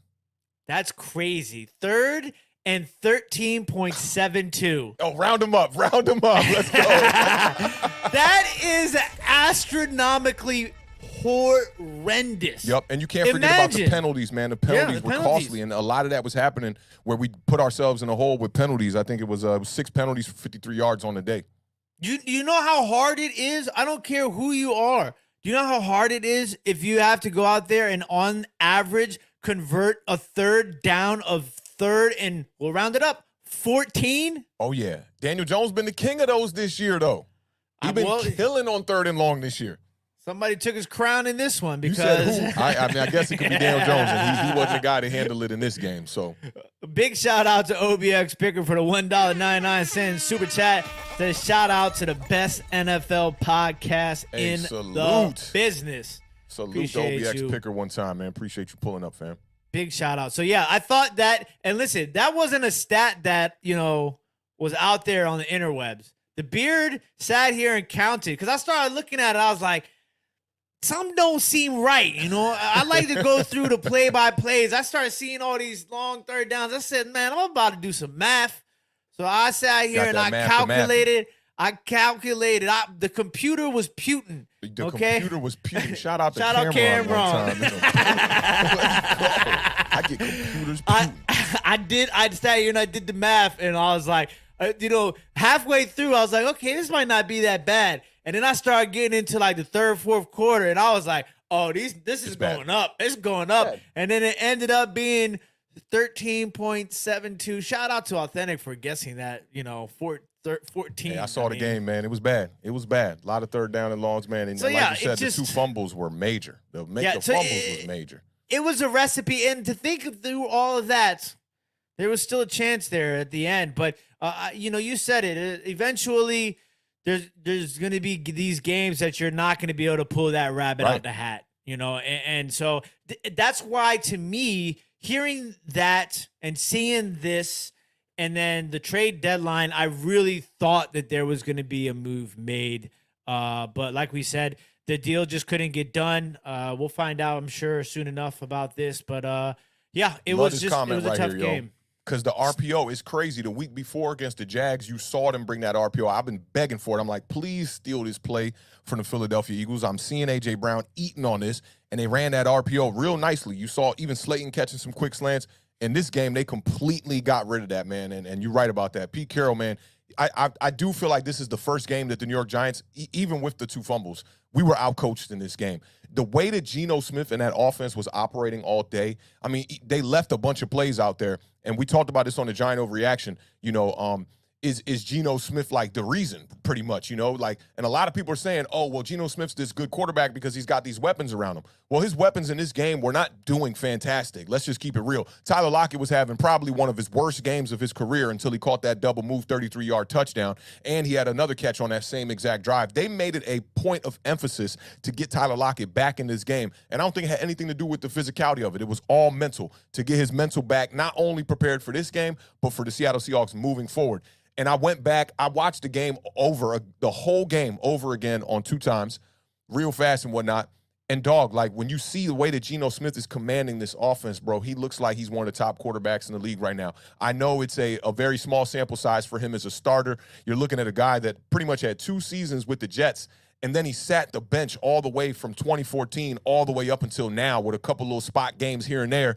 And he played, 4 games last year with the Seattle Seahawks where he had a passer rating of over 100 throughout those 4 games, which prompted me. I saw some people be talking about, ESPN is garbage and all that. And I feel them, right? I do feel people when they say ESPN is garbage because a lot of it is entertainment-based, right? But I really don't think that it's trash. Like, my whole Geno Smith kind of take came from watching ESPN. They were the ones talking about Geno Smith with the 4 games of over 100 passer rating. And I was like, that was in the summer. And I was like, man, maybe Geno could be the guy. Talked with Entertainer about it and a few others on Twitter. And I was telling him, man, I'm like, don't sleep on Geno, bro. Geno is not like, Geno's capabilities are kind of like Teddy Bridgewater. Entering this season, that's what I expected. Like, I didn't expect a lot of bad play, but I didn't expect the ceiling to be this high. Geno's looking like a really good quarterback, man. And it's kind of unfortunate that, like, he did thank Jerry Reese and Ben McAdoo after the game for giving him a chance. And I just think it's a little bit unfortunate that, like, there's a guy like that in your locker room, bro. He's just chilling. People don't even think he can make any plays. And look at him. He's playing top-notch quarterback football right now. He is seeing the game very slow and making all the big plays he needs to make. That drive, man, to put them up 20-13, I was extremely impressed by, dude. It's this consistency that I'm most impressed with this year. Because I feel like, we've seen him in flashes, but I think I'm most impressed with Geno Smith's consistency this year. Because I personally, me, I'm a big Drew Lock guy. I thought Drew Lock was going to win that job, and Geno won the job, and he's been consistent. I think that's the biggest thing, and I think it's going. I don't see him falling off. I don't either. You know why? Because I really like Kenneth Walker III, and you guys know, to me, if you want a quarterback to be good consistency, you have to have a running back. And I think they got a guy in Kenneth Walker III. I truly do. So I like the consistency that he has shown thus far, and I'll be curious to see if he can continue it. If so, they might be a team down here at the end. I mean, they might be okay at the quarterback position. People was thinking that Seahawks was going to be probably one of the number 1 teams that was going to go into the 2023 draft and go out there and get a quarterback.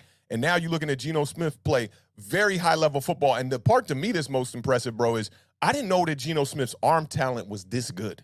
He is accurate as all hell. Number 1 in the NFL right now in completion percentage. He's the only quarterback that has less than 10% of his passes to be off target in the entire damn NFL. He might be the most accurate quarterback in the NFL right now. And you saw it. On Sunday, the throws that he missed, dog, he's barely missing them. He's fitting them in the tight windows. You look at the one that Tyler Lockett where he didn't get his feet down. That throw is amazing. It just goes over Julian Love's head, lands right in the breadbasket. He couldn't get his feet down. You look at the throw to Goodwin that was on a crosser route in the back of the end zone where Adoree Jackson was in coverage. Live, I thought Adoree Jackson broke it up. Man, the ball hit him dead in the hands. He just dropped the ball. Could have been another touchdown for Geno Smith. Could have had an even bigger day than what he had against the New York Giants. But, it just seemed that, like, they allowed us to kind of hang around because they were making their own mistakes in this game. Yeah, and listen, there's a reason why some of these quarterbacks are drafted where they're drafted. You know, because the talent is there. The intangibles are there. The reason why it doesn't always work out are for a lot of different reasons outside of physical ability. You know, Are we not learning that more than ever now? You know, like so. when you look at a situation like Justin Fields, Daniel Jones, even rest in peace, Dwayne Haskins, you know, Mitchell Trubisky in Chicago, who now looks like, okay, he just don't got it, right? But at the same time, these quarterbacks were so hard to judge in their, you know, first couple of years and whatnot. You really couldn't put your finger on it. And now I feel like we're learning as fans more that the situation is so important to quarterbacks. Man, there's probably so many quarterbacks that weren't in the right situation that could have been GOATs in this league, bro. That could have been a Tom Brady if they didn't get that opportunity, right? And then Tom Brady gets the opportunity. The best quarterback ever was drafted in the 6th round. So there's a lot of these guys. And I think of some Notre Dame guys, man, when I think about that. I think about Brady Quinn. I do. I think about, what was the dude that, Joey Harrington, that the Lions had got, you know, who, like, he just in a bad situation. What you going to do with that team? David Carr. You know, there's a bunch of these quarterbacks, man, that they were really good in college, came to the NFL, and you're like, what the hell happened? Situations, man. The situations mean a lot. Coaching does a lot too. Like, you just the situation. It's all so much about the situation. I think that's the one thing that people forget about, because they think about football and it's just like, score, tackle, right? There's so many variables that go into the game of football. That's why it's a game of inches. I will say this too, though. Of all those guys, right, that get the second chance or the extended first chance, like a Daniel Jones, who literally gets 4 years with the New York Giants, where the team is just straight up booty the whole time he's there, right, except this season. For all of those guys, there's not a lot of them that come out of that and are in that elite category. So that is the one thing. When you look at a Ryan Tannehill, it didn't work out in Miami. He went to the Titans. He had that incredible sophomore year with the Titans where he put up like 33 touchdowns, 7 interceptions. But then you see when they remove the weapons, you see really what you have at the quarterback position. You don't have a unicorn. So there's classes to this. You know, you got those guys that they do deserve at least an extended period of time to be able to prove what they can do on the field. I think Daniel Jones is one of those guys. I do think Tannehill is one of those guys. I think Mitchell Trubisky's not one of those guys now. You know, I think he's gotten a second chance now, sat the bench in Buffalo for a year. He should have came out here and lit it up. The weapons in Pittsburgh are solid. You should be able to make things happen. He's not making it happen. But of all those guys, it seems like maybe like Alex Smith is probably one of the guys at the top of that chain, that food chain right there of quarterbacks that, like, it really wasn't working the first couple of years, but somehow they had a coordinator or a team stick with them. They get that second opportunity, and they tend to be okay. You know, they tend to be serviceable and good quarterbacks, but never, ever jump into that elite category. And that's what I think what worries fans who really want that unicorn at quarterback. Yeah, it's a Marcus Mariota is definitely good point. He's a very interesting situation. You know, Jameis Winston too. There's a lot of those guys that are very interesting. Big shout out to Simon for the $5 super chat. Says, hey fellas, I like that we didn't make the big moves at the deadline. Sheen knows what he's doing. Rebuilding year, not best window for championship. Y'all today just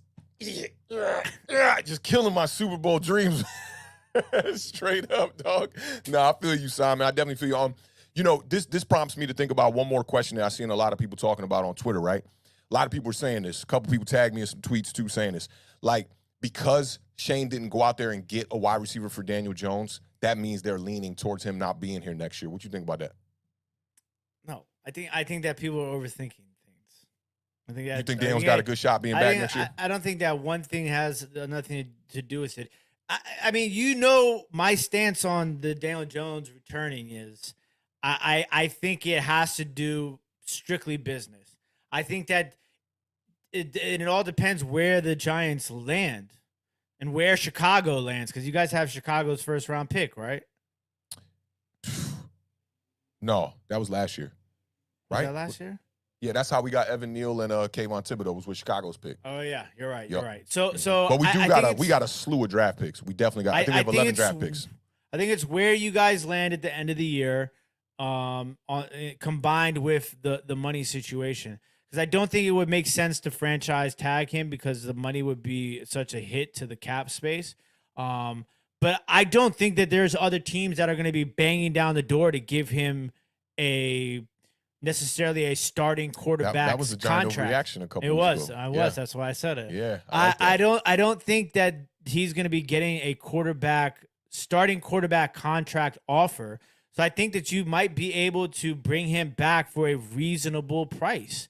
And I mean, outside of winning Underneath the franchise tag, you think? I think the franchise Yes. tag this year is like 31.5. underneath the franchise tag. That's going to be tough. If they would have extended him, it would have been 20 million. So it's going to be tough. But Yeah, we'll see. I so- saw a lot of people talking about that. I don't think you can look into it and make a determining decision that, hey, they're not bringing him back because they didn't get him a wide receiver. Who knows what the long-term plans really are for the New York Giants? I think we got to just wait it out. I'm going to take the push on this one. And, I got the P in the chat popping right now because, I got to see what Daniel Jones can do for the rest of the year, man. And hopefully when this wide receiver core gets healthy, he can put up some more numbers. I'm rooting for Daniel Jones this year. I want him to put up those big numbers. I'm already strike one on my statistic prediction with the wide receiver department because I had Kadarius Toney getting like 800 or 900 yards, and that sure didn't happen. I think he got 0 yards. Is that the biggest swing and miss ever on Awthentik and The Beard? Probably. Yeah, I think so, man. That's a swing and a miss. I will listen. Look, I'm right there behind you with my Carson Wentz predictions. Oh, yeah, that one's we gonna get there. We definitely gonna get there, man. All right, man. Well, let's talk about the Commanders game, man. That was a great comeback, man. Let's cue this up, and I got a little surprise for you during this game.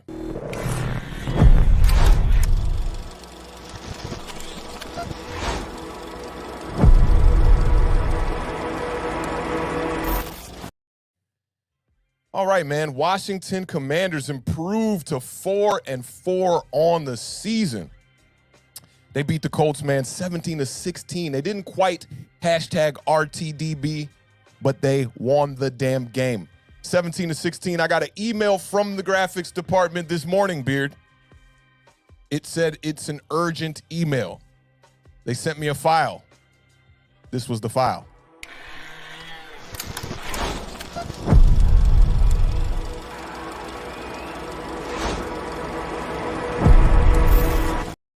Oh, Say it with me. Heinicke. That kid had an incredible fourth quarter. What a boring first half, first of all. I know you said you fell asleep. You had to make the pancakes. I understand why. Y'all definitely were not running the damn ball. Brian Robinson, 8 carries for 20 yards on the day. Antonio Gibson, 7 for 19. But he did have them 7 receptions for 58 yards and a touchdown. That definitely helped me out in my fantasy league, but I didn't get the win, so it really wasn't enough. In the 2 drives after Taylor Heinicke's interception, he completed 12 of 14 passes for 151 yards. Down 16-10 with 2 minutes, 39 seconds left. This is how, all right, this is so funny. This is how I imagine when everybody's like, Daniel Jones got 5 comebacks on the year. This is how I imagine they go right here. Down 16-10 with 2:39 left from his own 11-yard line. Taylor Heinicke goes 10 plays, 89 yards, and a touchdown.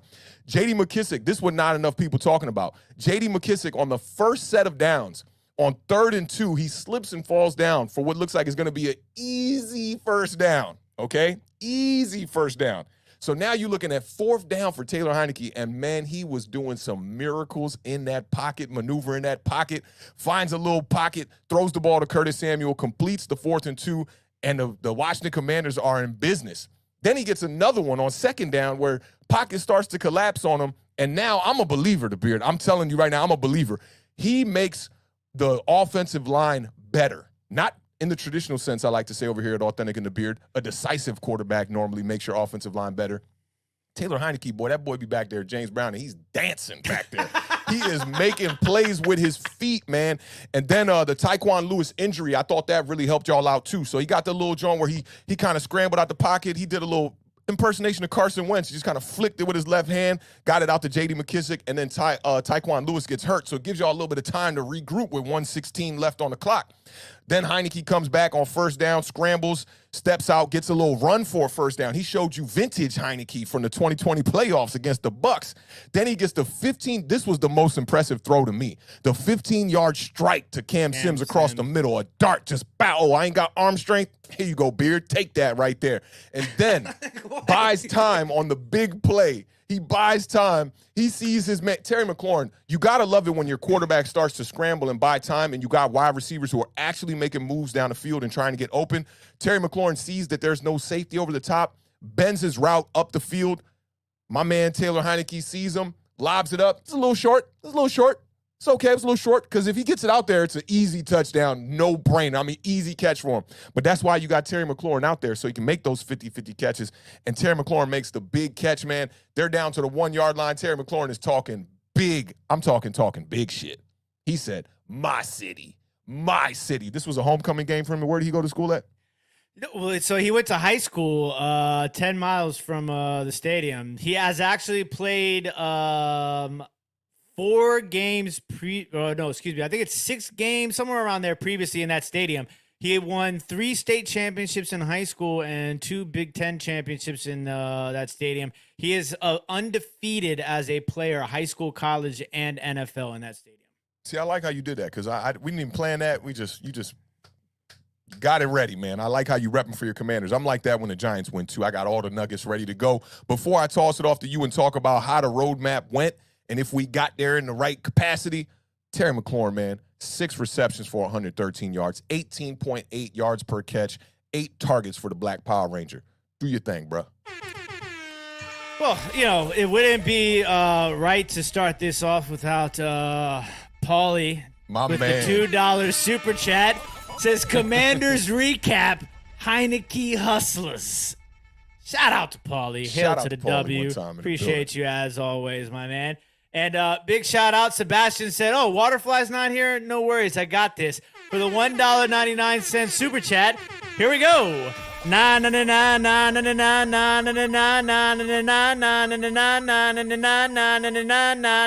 Heinicke.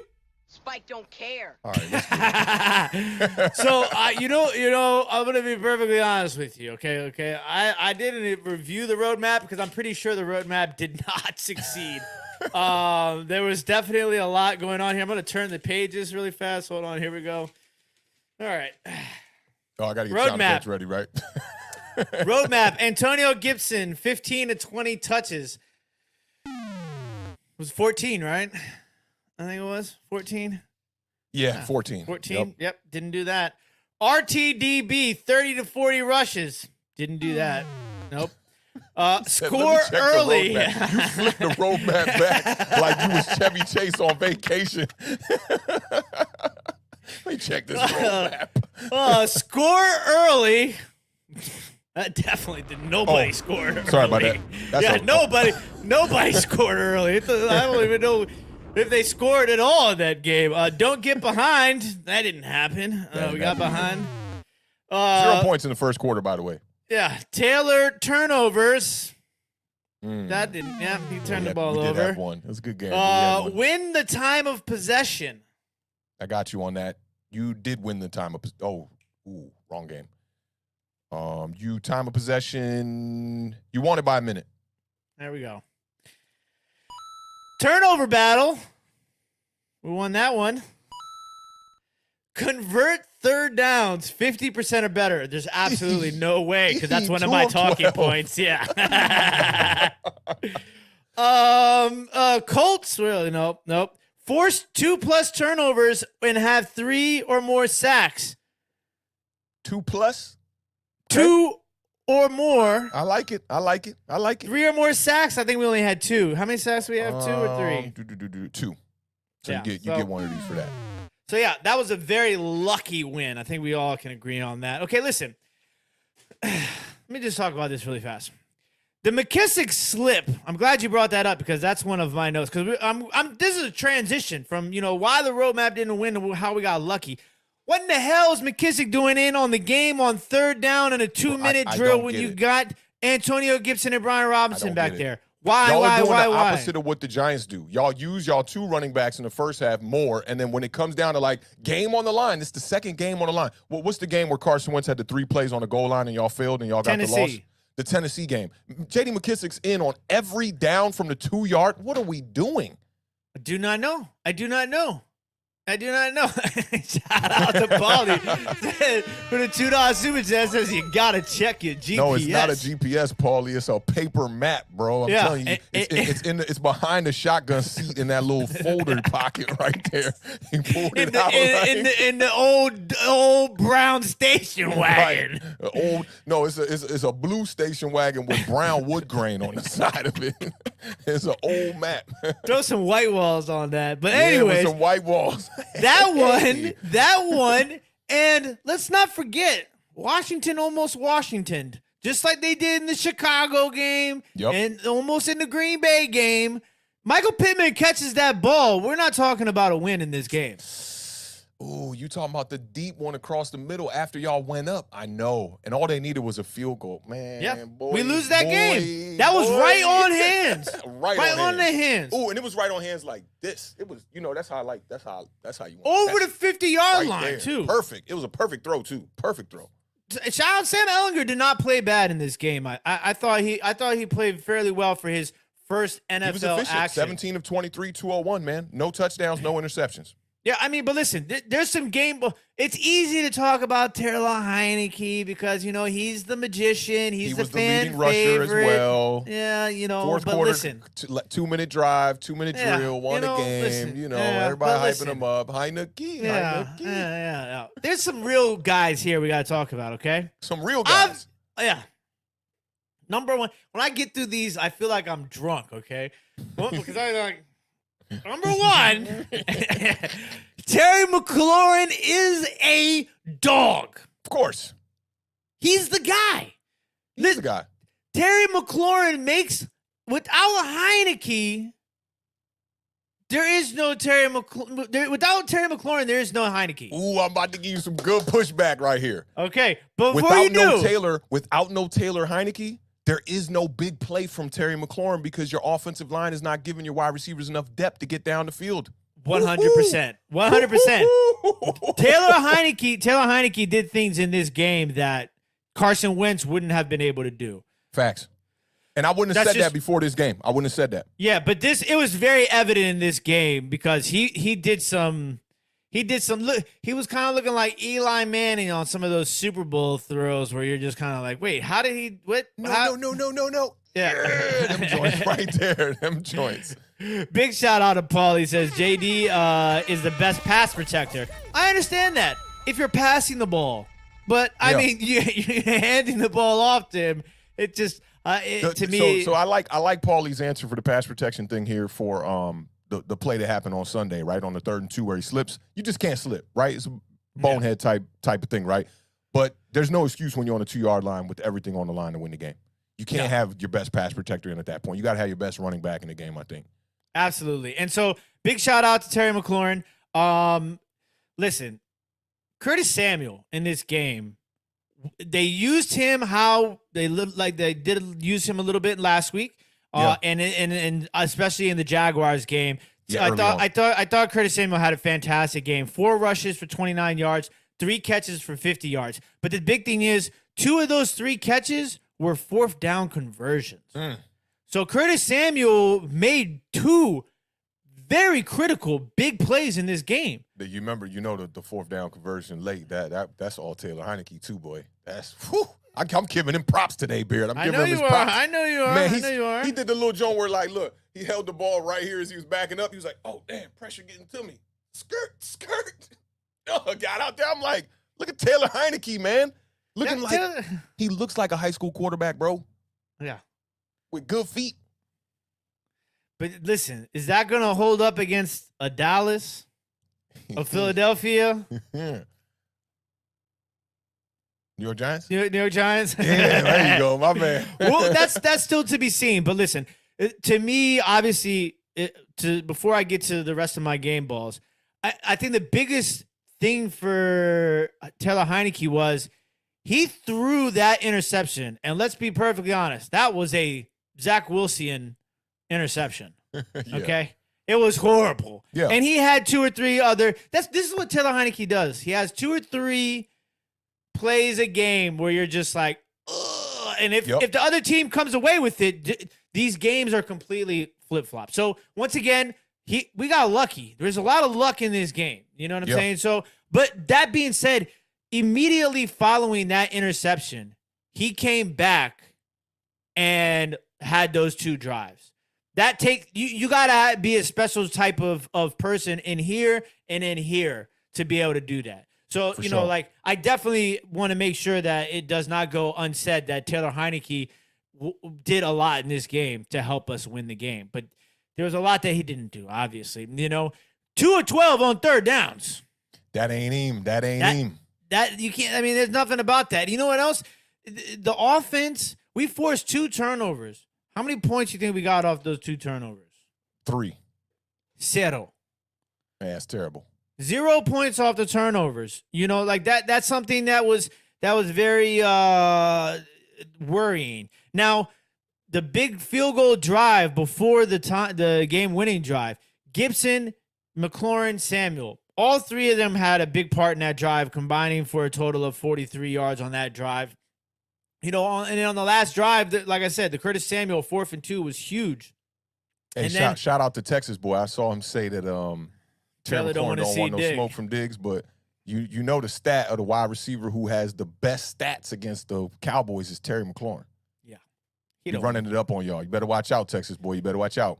Yeah, he's been on a roll, Texas boy has. Texas boy's on the road. He loved them Dallas Cowboys, man. He loved them Dallas Cowboys. Shout out to Texas boy one time. It does. But listen, this game goes to the defense. Okay?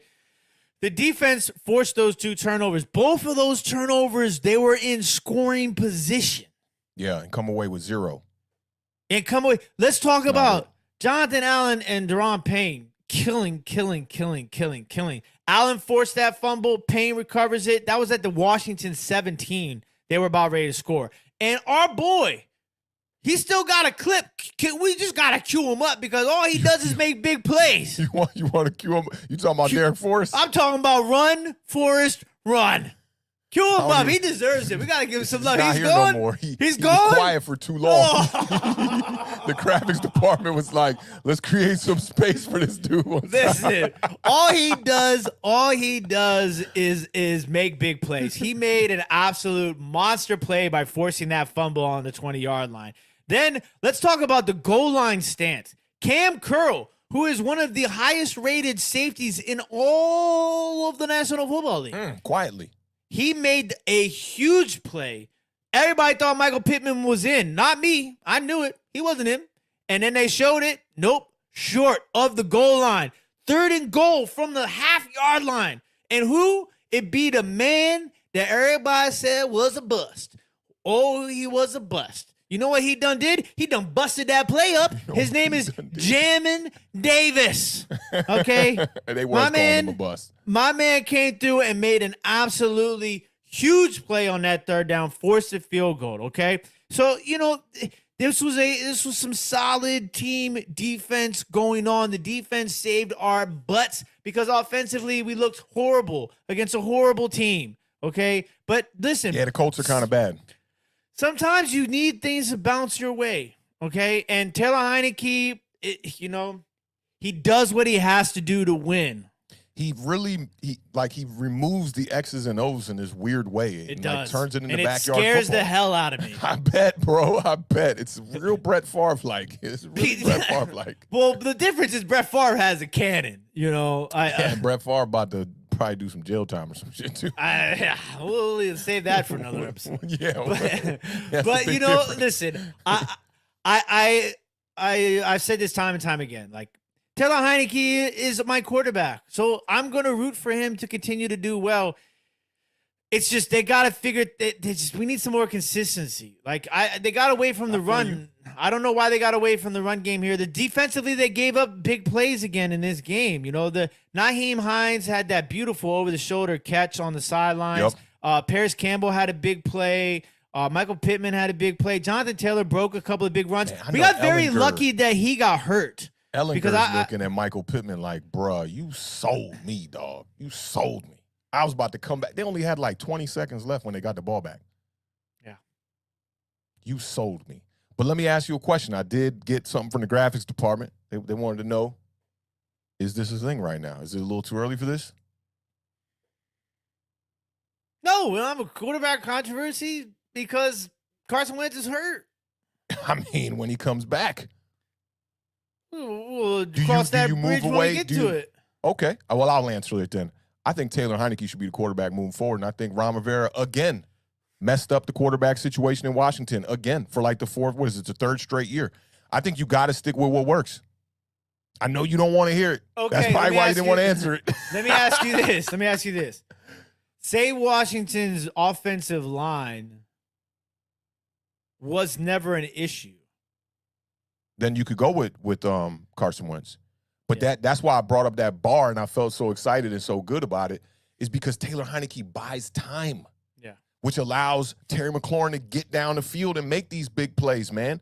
You can't just pin your ears back and try to rush this kid. He gonna make you pay. Yeah, but see, this is the thing though, is that like that's why I would disagree with the comment about, Ron Rivera messing this up, is because in reality, Taylor Heinicke is not a starting caliber quarterback in the National Football League. Carson Wentz don't look like it either.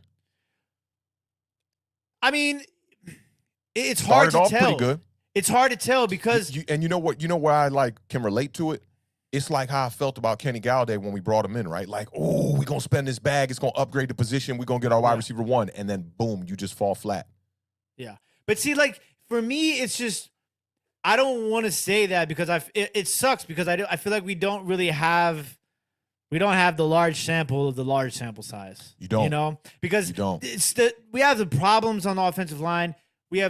There's obvious issue at the offensive coordinator situation. Oh, yeah. Scott Turner can't call.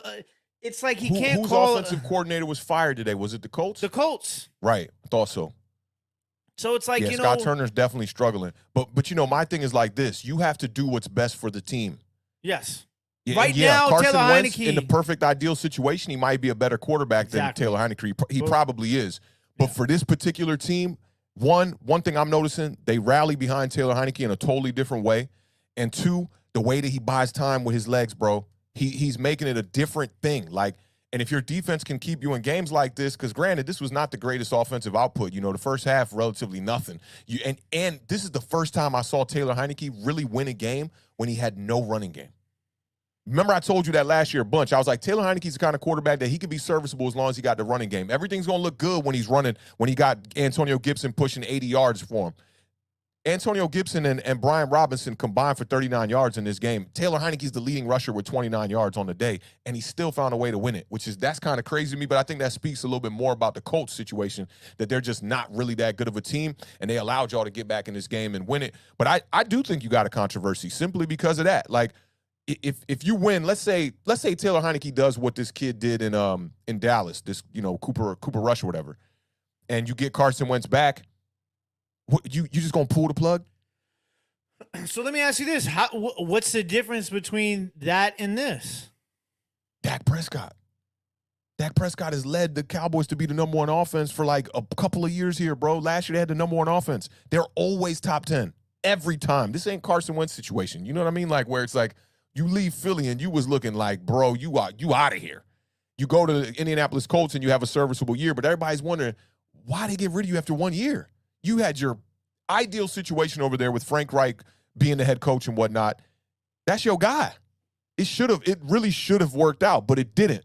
So I just think that, moving forward, Washington has to do what's best for this team right now because y'all aren't in a situation where it's like, hey, break this all the way up and go to rebuild. Y'all got some good pieces, have spent hella draft capital on that defensive line. Really the biggest problem with the Washington Commanders is the offensive line right now, if you ask me.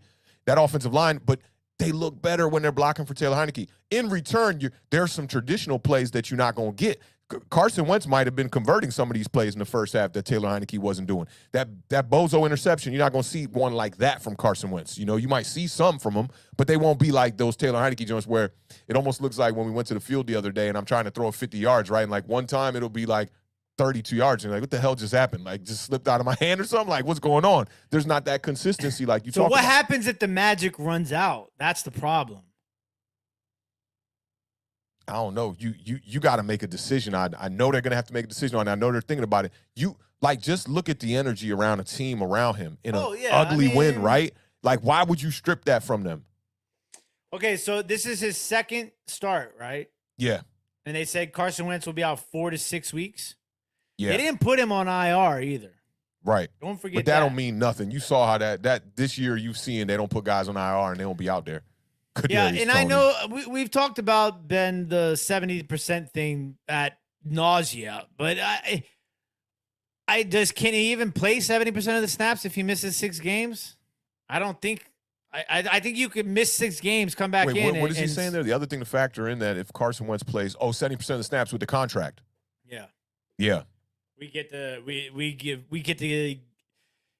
if we had to give the Colts a second rounder if he plays 70% or more of the snaps Instead of a third. That ain't that it's not that big of a deal. Especially where y'all are at as far as your record. Washington looks like they'll probably finish middle of the pack, probably have a pick somewhere between, 12 and 20. Something like that. Okay. So the next 2 games are Vikings and Eagles. Yeah. Tough ones. Easily could go 0-2. Yeah, but that's what New York Giants fans were saying about the Ravens and the Packers. Let's just say Taylor Heinicke beats the damn Eagles. Washington gonna lose their mind.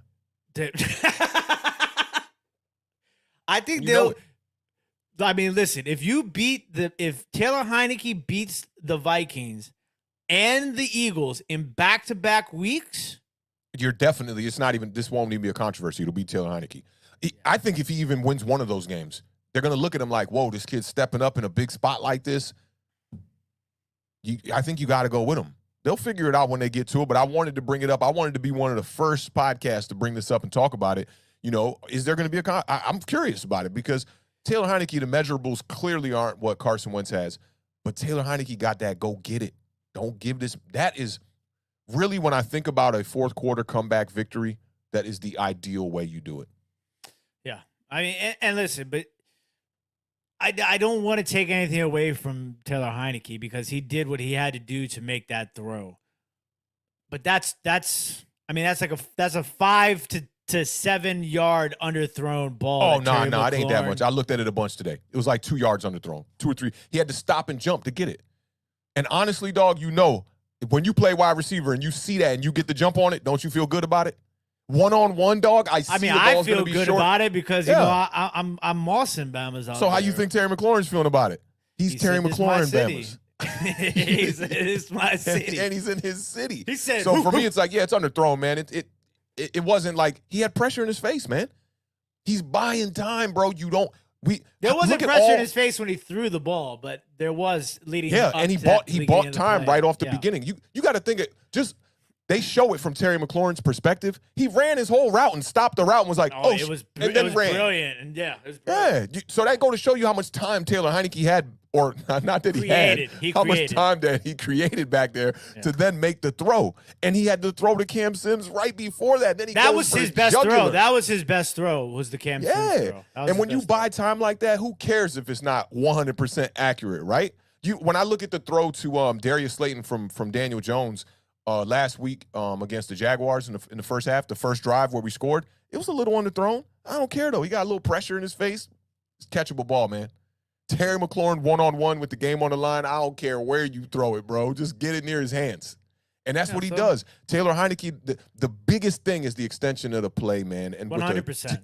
With a terrible offensive coordinator like Scott Turner over there, it sounds like a recipe for disaster. Terrible offensive line. Terrible offensive coordinator. It sounds like Rudy at quarterback. Rudy too. It's Rudy too, bro. So what's interesting? After we play Minnesota and Philadelphia, we only play 2 other teams the rest of the year that currently have a winning record. Oh, I know one of them, and you got to play them twice. Yeah, we're gonna handle business. You know what it is. I had one more question for you too. And this one was I wanted to bring this one up during the Giants game, but since I just saw him just now, we could talk about both of them before we get up out of here. What you think about this one right here? Can Daniel Jones and the Giants offense continue to win games this year without a true number 1 wide receiver? And don't give me that, maybe. I need an answer for this one. Yes. You tiptoed around the Heinicke joint. Yes, they can. Yes, they can. That's what's up. But only if their defense, if you don't have a unicorn quarterback or a number 1 wide receiver, you got to have a running game and a defense that is top 5. And I think the Giants have both of those in the bag. It's just about a matter of consistency. Now, will they win every game? Probably not. Yeah. But, I think they can finish. Listen, I thought the Giants were going to have a winning record before the season even started. Oh, man, that's crazy. Me and you weren't the same on that one. Yeah, remember I sent you over my records and you said, Tim, or Beard, what is this? Every team in the NFC East has a winning record? Are you crazy? Now look at it. Yeah, you weren't crazy at all. You might be right. And if they go to the playoffs, wow, I'm going to have to pull up those receipts. It'll be interesting to see if listen, I pray to the content creating gods of all of the troubles that the best division in football has been through as far as dealing with these teams year after year since this thing started. If we can get Washington and the Giants and the Eagles and the Cowboys in the playoffs, it's going to be lit. It's going to be a hell of an Awthentik and The Beard week. I will say that. So let's hope it happens. Let's hope it happens, man. I think that the Giants can win some games. I think they can hang in there, but, man, it's an issue. It's definitely an issue right now. Not being able to pass the ball, and I think this game really showed it, man. Like, when you can't pass the ball, like how the Giants couldn't pass the ball on Sunday, then the running game is not going to be as good as it was. The Seattle Seahawks put out the instructions, the 10-page pamphlet on how to stop the New York Giants running game. They really kept Daniel Jones in check all day, and they found a way to eliminate the bootleg and all of that read option and all the RPO stuff, man. And, in return, Daniel Jones only had, 20 yards on the ground. To me, that's not going to get it done. The Giants have to be a complete running. They have to have a complete rushing attack. They have to have, if it's not Daniel Jones, then you better find a way to get 150 out of the two running backs like how the Chicago Bears are doing. Let me ask you this then. Let me kind of bounce this question a little bit. Do you think somebody on the roster can emerge as a temporary true number one wide receiver? No. And I think the scheme don't present it, to be honest, because if you could bring in a guy like Kenny Golladay when he got healthy and you gave him what he needed to be able to put out the productivity that we know he's capable of having, the volume has to go way up. The thing about Kenny Golladay with the whole time with the New York Giants is he's not getting the volume and the targets like he was when he was in Detroit. In Detroit, he was a guy that was over 110 targets pretty much every time he had success there. He had 2 1,000-yard seasons there, led the league in touchdowns in 2019 as well. That's how he did it. He did it with volume. I think Amari Cooper's the same way, and he's suffering from the same thing. When you look at Amari Cooper in Dallas and when he was with Oakland, he feasted because he was getting a lot of targets. The last year in Dallas, he only had 104 targets. For a number one wide receiver, that's not really it. You got guys like Chase in this league, 150 targets on a year, 140. You got to get these guys up there to get the kind of volume that I won't say necessarily deserve, because each scheme is an individual scheme, and we don't know what's going to get put into that scheme to make it work and make it operate. But that's how I see Kenny Golladay eating. He can't be this guy that's getting minimal touches throughout the game. He's not going to be able to succeed like that to the capacity where we've seen him, Because I think about, for some miracle, Golladay comes back and ends up being the Golladay that the Giants thought they were going to get originally. Or Darius Slayton can find a way to replicate what he did his rookie year with Daniel Jones. Yeah, I mean, you maybe can see not the a chemistry true number being one. built a little bit more. Yeah. But Terry, Darius Slayton, he can't be the number one. He can't be. But do you think that if he produced numbers similar to his rookie year, that would be enough for a temporary? It would be, but the one. scheme don't present that. He's not going to get that kind of volume. Slayton had 8 touchdowns that first season. Yeah. He ain't getting back to that. I hope he does.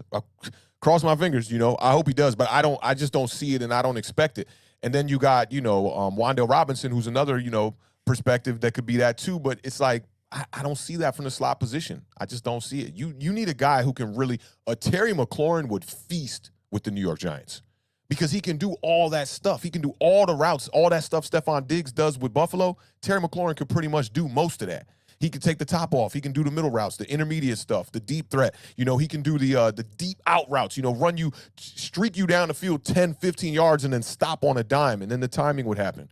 So I don't see any wide receiver on this particular roster doing that this year. Kenny Golladay, man, I just feel like that hip injury probably did something to him, and then now he's dealing with the knee injury. Got to come back out there.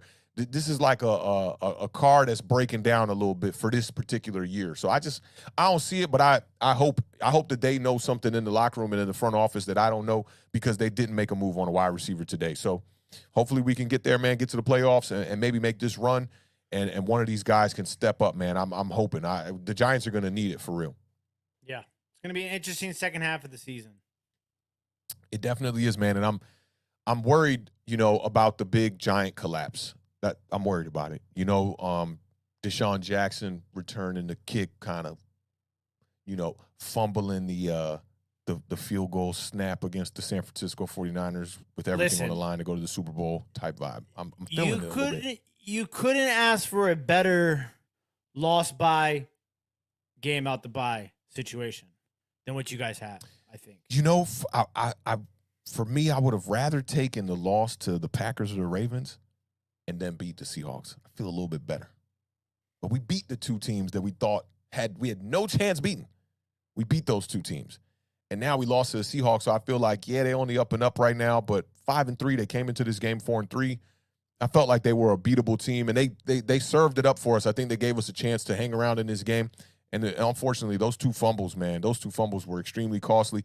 And, I mean, the Giants' offense just worries me. It still worries me. The record is amazing. I love the 6-2 vibes. It's great. And I love how Daniel Jones has played, in this limited capacity of throwing the ball down the field, really making some plays and really finding a way to put his team on his back in the fourth quarters, in about half of these games and really getting the job done. But this offense looks a lot like it did the previous 2 years. I'll keep it real with you. They're finding ways to get Daniel Jones a little bit more room to run the rock. And Saquon Barkley looks like to be a different back, and that offensive line is definitely doing a better job with the run blocking. But a lot of it, just like when it starts to go wrong, it just reminds me a lot of what we've seen in the past couple of years with the New York Giants. So I am worried. I'm not extremely worried. If I had to put it on a scale of 1 to 10, I'm about a 4 right now, with worried about a little bit of a collapse here from the Giants. The schedule helps, though, a little bit. The schedule's not too crazy, and we got a bunch of divisional games, so it's in our ball court here. We got to just take advantage of this opportunity and go win these games. Yeah, it's going to be an interesting week in the NFC East with 2 byes. It is. You confirm that, right? Yeah, Dallas and Giants are both on byes. Hey, so I get a little bit of a vacation this week. We talk a lot about Commanders. Now I'm gonna try to cook up a lot of Giants content during this bye. Talk about this non-move that we did on the wide receiver and whatnot as well too. Because you're right.